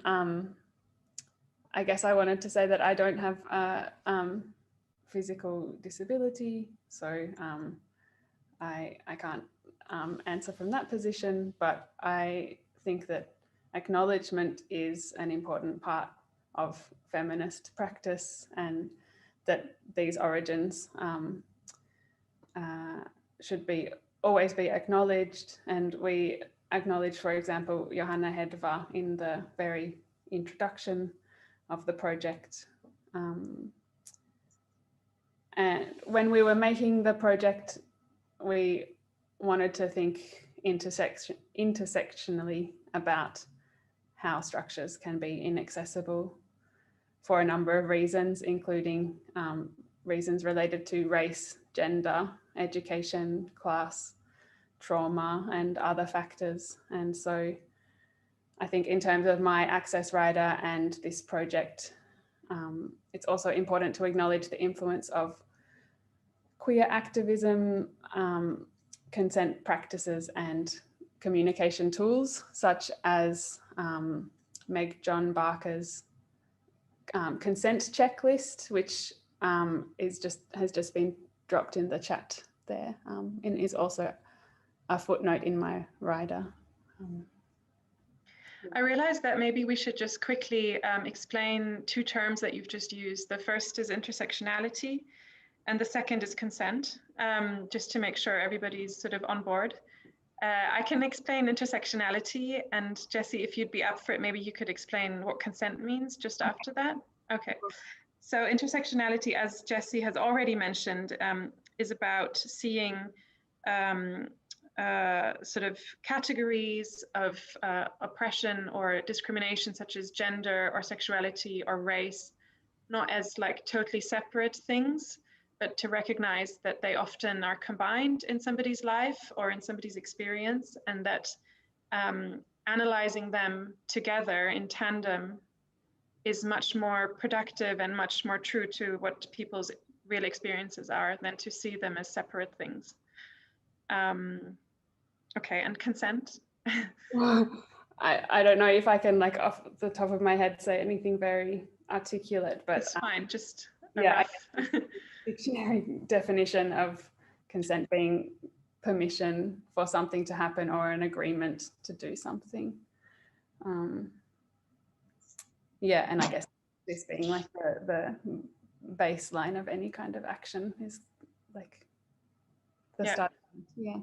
Yeah, so not pushing people into something or expecting them to do something without asking if they actually want to. Yeah, great, thank you. Okay, so now we're going to come to my last question that I had prepared for this conversation. And actually, are we running out of time? Do I have time still to ask it? I think we were meant to stop around now, so we can also open up to questions. Maybe let's skip my last question and move on to the question that Jessie and Jemina were interested in posing towards Jussi and Yvonne from Frame, and then to audience questions. Hey, yes, maybe what we can do is we don't have any audience questions posted into the conversation as yet, but maybe we just take this moment first to invite anyone to join with their videos, or, you know, make a note in the chat box if you want to enter the conversation and ask directly. Otherwise, we can continue with Nora, your final question, and or questions to ourselves. Yeah. Okay, so maybe I'll ask my final question then, whilst the audience gathers their thoughts and maybe writes out some of their own questions or voices them. Okay, so my last question is about complaint. This word that is a bit uncomfortable, I think. So when I read through the different access riders, I started to think that one could also draw out from them a sort of catalogue of complaints about working practices and inequalities in cultural work. So that ranges from issues around precarity and economic insecurities faced by freelancers, to experiences of misogyny and sexual violence, to lack of access for people with disabilities and chronic illness, and other things. And when I wrote my own access doc for the publication, I certainly thought back to experiences where my needs were not fully met, or even just basic conventions of professional collaboration were not given. So these experiences informed what I wrote in my rider. And I felt that some of the points I wrote about were related to a complaint that I had never voiced. And then I had sort of packaged this complaint as a need or a wish for future collaborations. And I think complaining is seen as sort of petty or resentful in our culture. But I also think that complaints can be quite powerful. And I'm thinking here with reference to Sarah Ahmed, who's written and lectured about complaints. And I'll put that reference in the chat in a second. So I wanted to ask all three of you what you think about complaining. Can this be an important practice? Can it help to change things? Yeah, what do you think about that?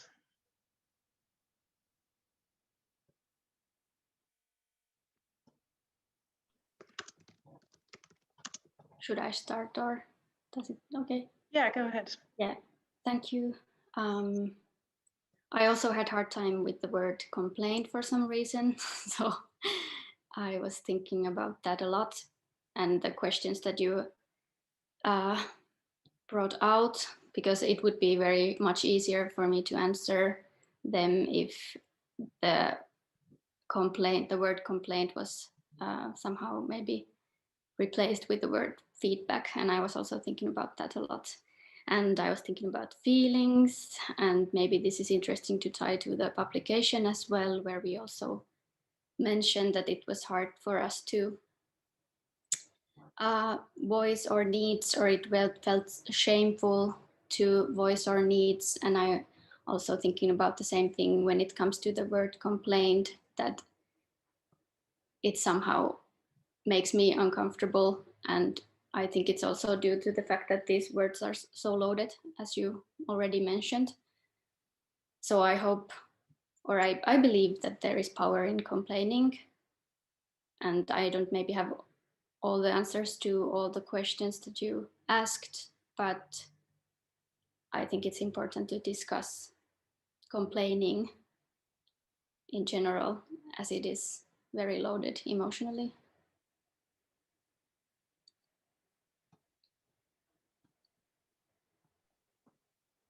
Would you like to continue, Jessie?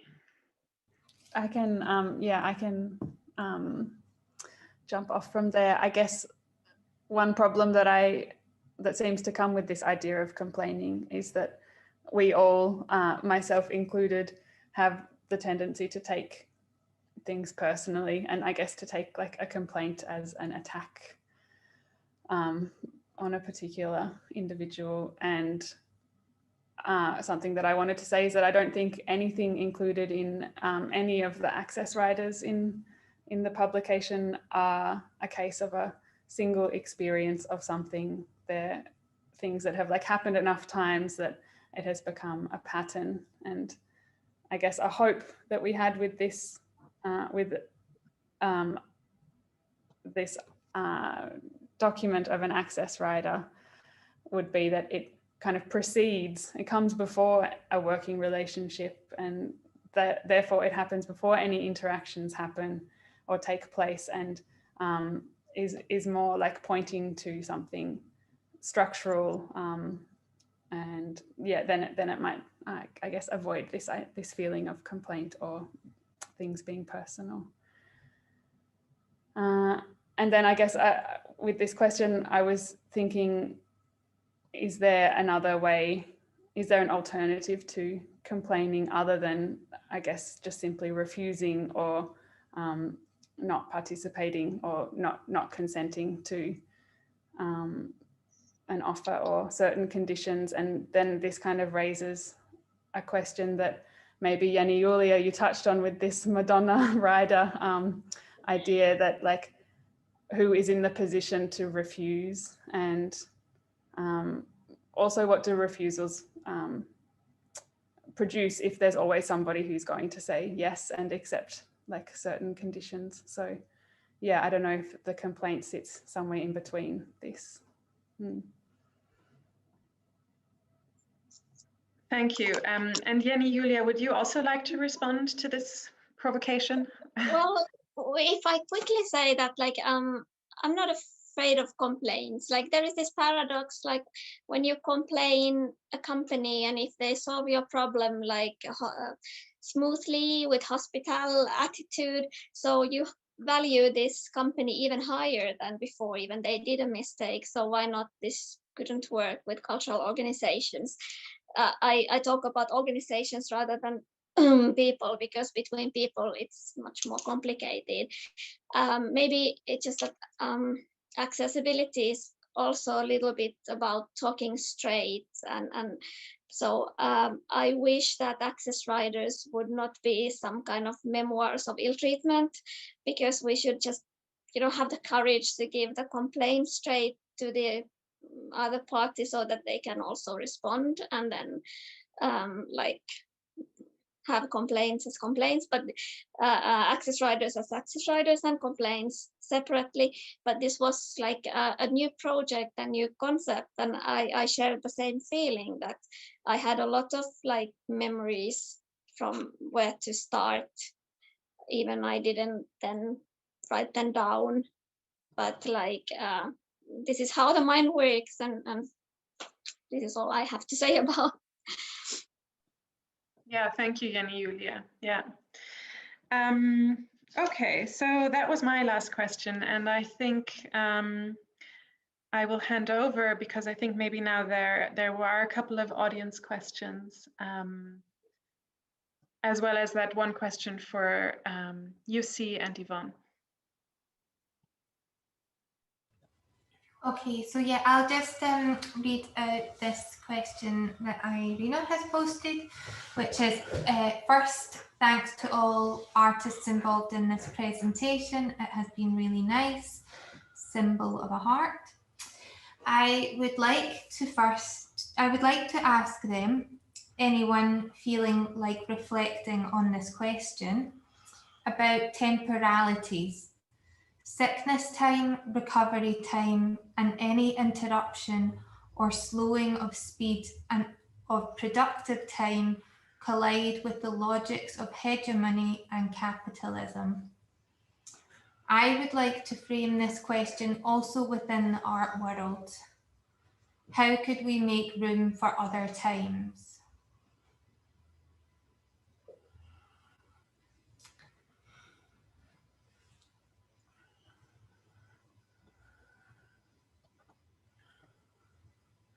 That's a really good question. Thank you, Irina. And I think Jemina has just unmuted. Do you want to start, Jemina?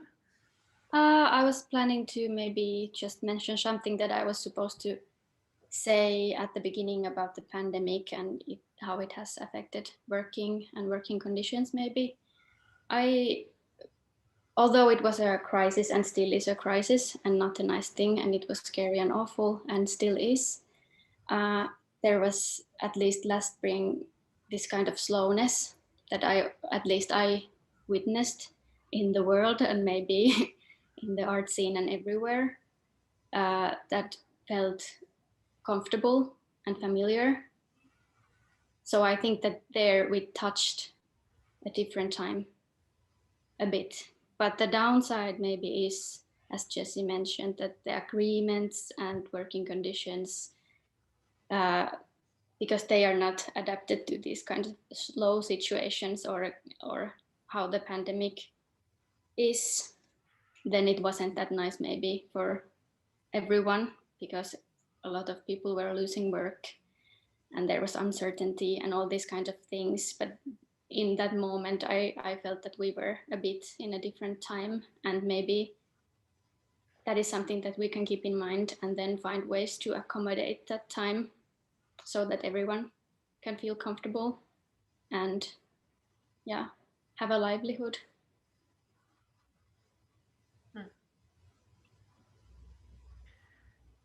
Jessie or Jenni-Juulia, do you want to respond to this question at all?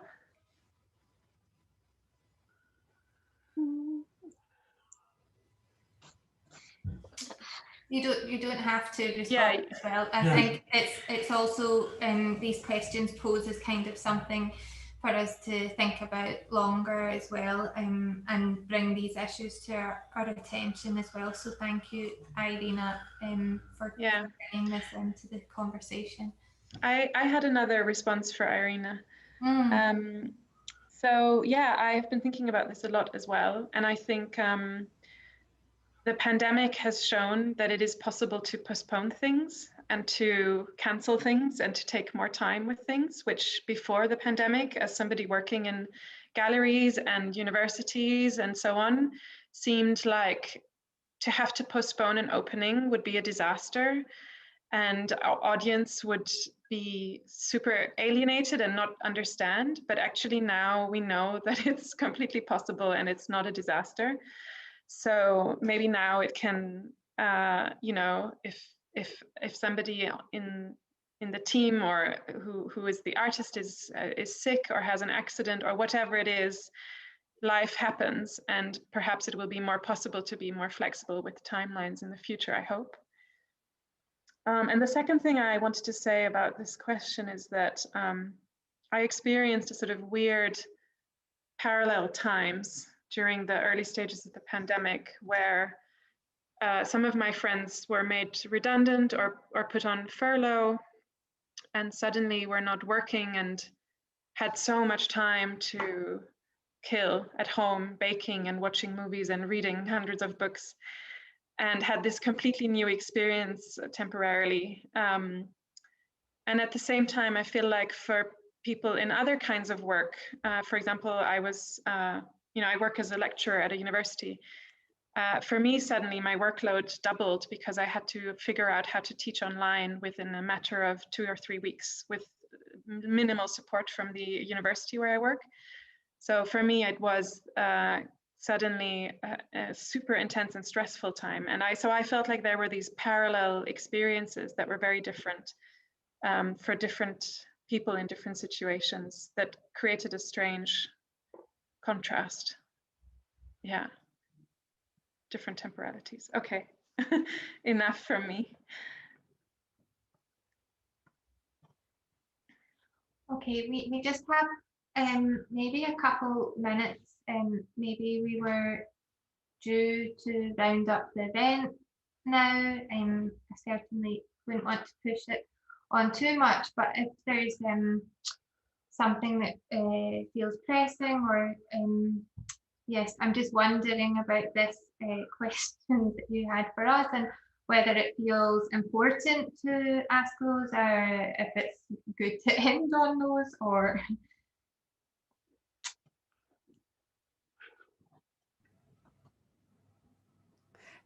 It's up to you. I guess it felt like it would be interesting to hear if you had a comment to make about this question that Nora had about institutions, and I guess like what they are designed for, and if they can indeed meet individuals. I thought that, like, since Yvonne and Jussi, you are here as individuals, kind of like inside an institution today, if you wanted to comment something, but yeah, up to you. Yes, of course. Yeah, I guess I have been thinking about this a lot over the process of this project, and quite often questioning what an institution is, and quite often Googling what an institution is, having found myself inhabiting one, and quite often like working inside with alongside different institutions.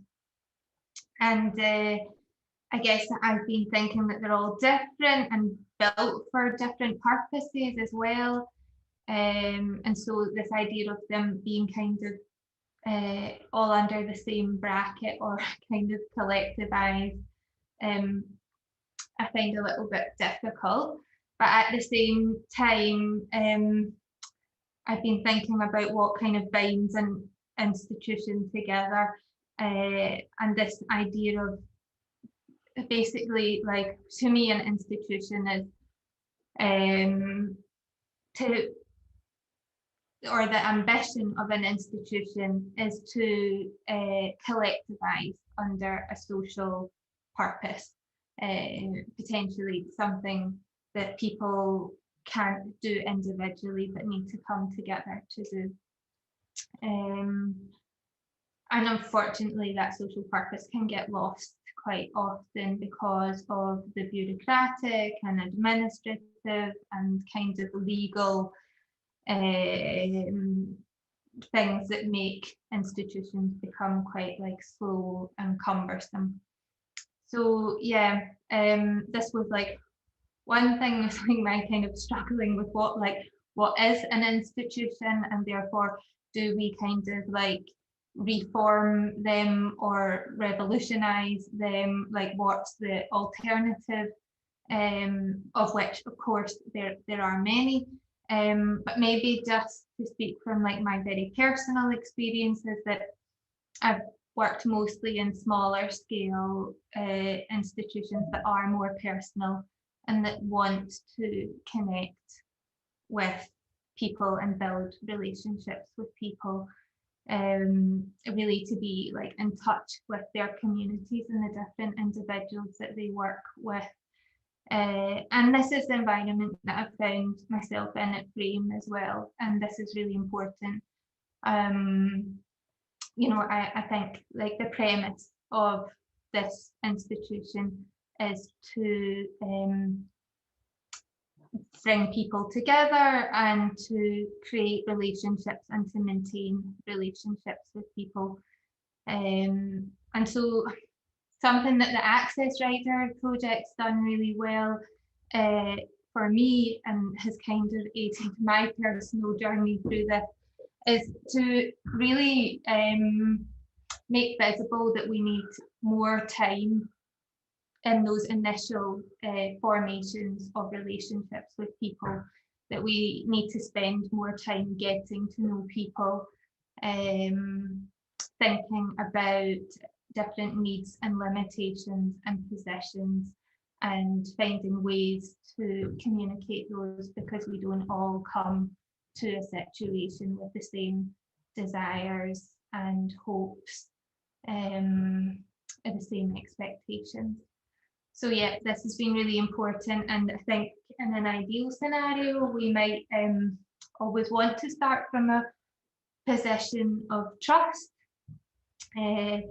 something that can ground like a hospitable and reciprocal open relationship, but we also have to understand why people are hesitant to trust institutions, and previous experiences of working with them might mean that they kind of enter into these relationships with that baggage. So yeah, I just think that the Access Rider project's a really good way for starting to make those experiences visible. Yeah, I could just very quickly comment or continue from that. And what I've been thinking lately a lot in relation to this project, or this process of working with Access Rider, and that this whole kind of bringing this all like producing this whole discussion or this whole event series of events, that in a way that kind of in Western or democratic, like within this liberal Western democratic context, or which is, I'm not saying that it's only in West, but somehow in this kind of a mindset, institutions are somehow maybe understood as that they, I feel like that they are like purpose of bringing some kind of predictability or some kind of continuation for the community, some kind of promise that there is people are treated similar way in that like time, day after day. So there's a future that you can predict. There's a future that you can somehow relate easily when you are somehow working or living your life. But that makes I think here is the conundrum what Nora was somehow bringing on, that actually like how can we then, even then if we are looking not like thinking about people just like, oh, we just treat them similarly, that we keep similar kind of way of, for example, like the process or working process with production, with like support, with grant giving, with whatever thing, that is always same for everyone. Like it's always same. And that makes the kind of promise of predictability or the continuity of the institution or the community. Like when we start listening individual voices and individual experiences, which we of course always need to do, and communities built around from them. How is the institution, like liberal institution, then reacting to it? What does it should that do differently? And this has been like somehow a challenge. If we put it really abstract way, somehow this question like challenge for me to understand like how the continuity or predictability works if we listen people like individually, like where are the limits of that? Like, are we then listening whatever kind of ideological position? What are we doing? Like, kind of that's somehow the interesting. I'm not saying that this slips like somehow think about access as an individual question. It slips into kind of a position where you listen whatever kind of political position, but somehow like thinking about in the institutional scale, I'm really bothered or like somehow challenged by how this kind of builds up this idea of continuity. And of course, it's about questions whose continuity very much. But this is like, I don't have any proper, it just like gives it's just a conundrum, as Nora said. Yeah. And maybe if I could also just end on a little thought about limitations, which kind of maybe to round up the event. I think the access riders and the process of being in dialogue with you both over this period of the project and has really confronted what my limitations might be in meeting somebody else's needs, and thinking about as a facilitator, as a curator, as a carer, aka, like what are my limitations and what can I promise to provide, and at what point does that become too much for me? Even if I work in an institution, I'm still but a human. And so it has really helped me to think about communicating with other people these possibilities as well. And where our different access needs might meet sometimes as well, because I think it can be, as Jenni-Juulia spoke about, a process of negotiation, and also Jemina and Jessie, you really framed the Access Rider project as somewhere to start a dialogue. It's the first, it's a tool for a discussion, not necessarily a set of demands to be performed. So yeah. We had some really nice comments there from people who have enjoyed this event, and also reading the Access Riders publication. I posted a link earlier on. I'll just maybe repost it quickly before we end, that these are available on Frame's website, and also as a limited edition copy of 100. So yes, maybe just to finish up, we want to maybe say something about the other events in this series which we have coming up. Yes, so thank you everyone as well, of course. Sorry, yeah. but let's come back to that. Yeah. So Yeah, so the series of events are continuing this spring or in May with 2 works launched online with Fliss Balance Subserotic Bulge in end of May 24th, if I don't remember the date, and then Peachy collaborative duo by Kaido and Heidi Wennerstrand called Silver Epoch, that will be sound work and combined with PDF transcription, plain English transcription or translation of the work.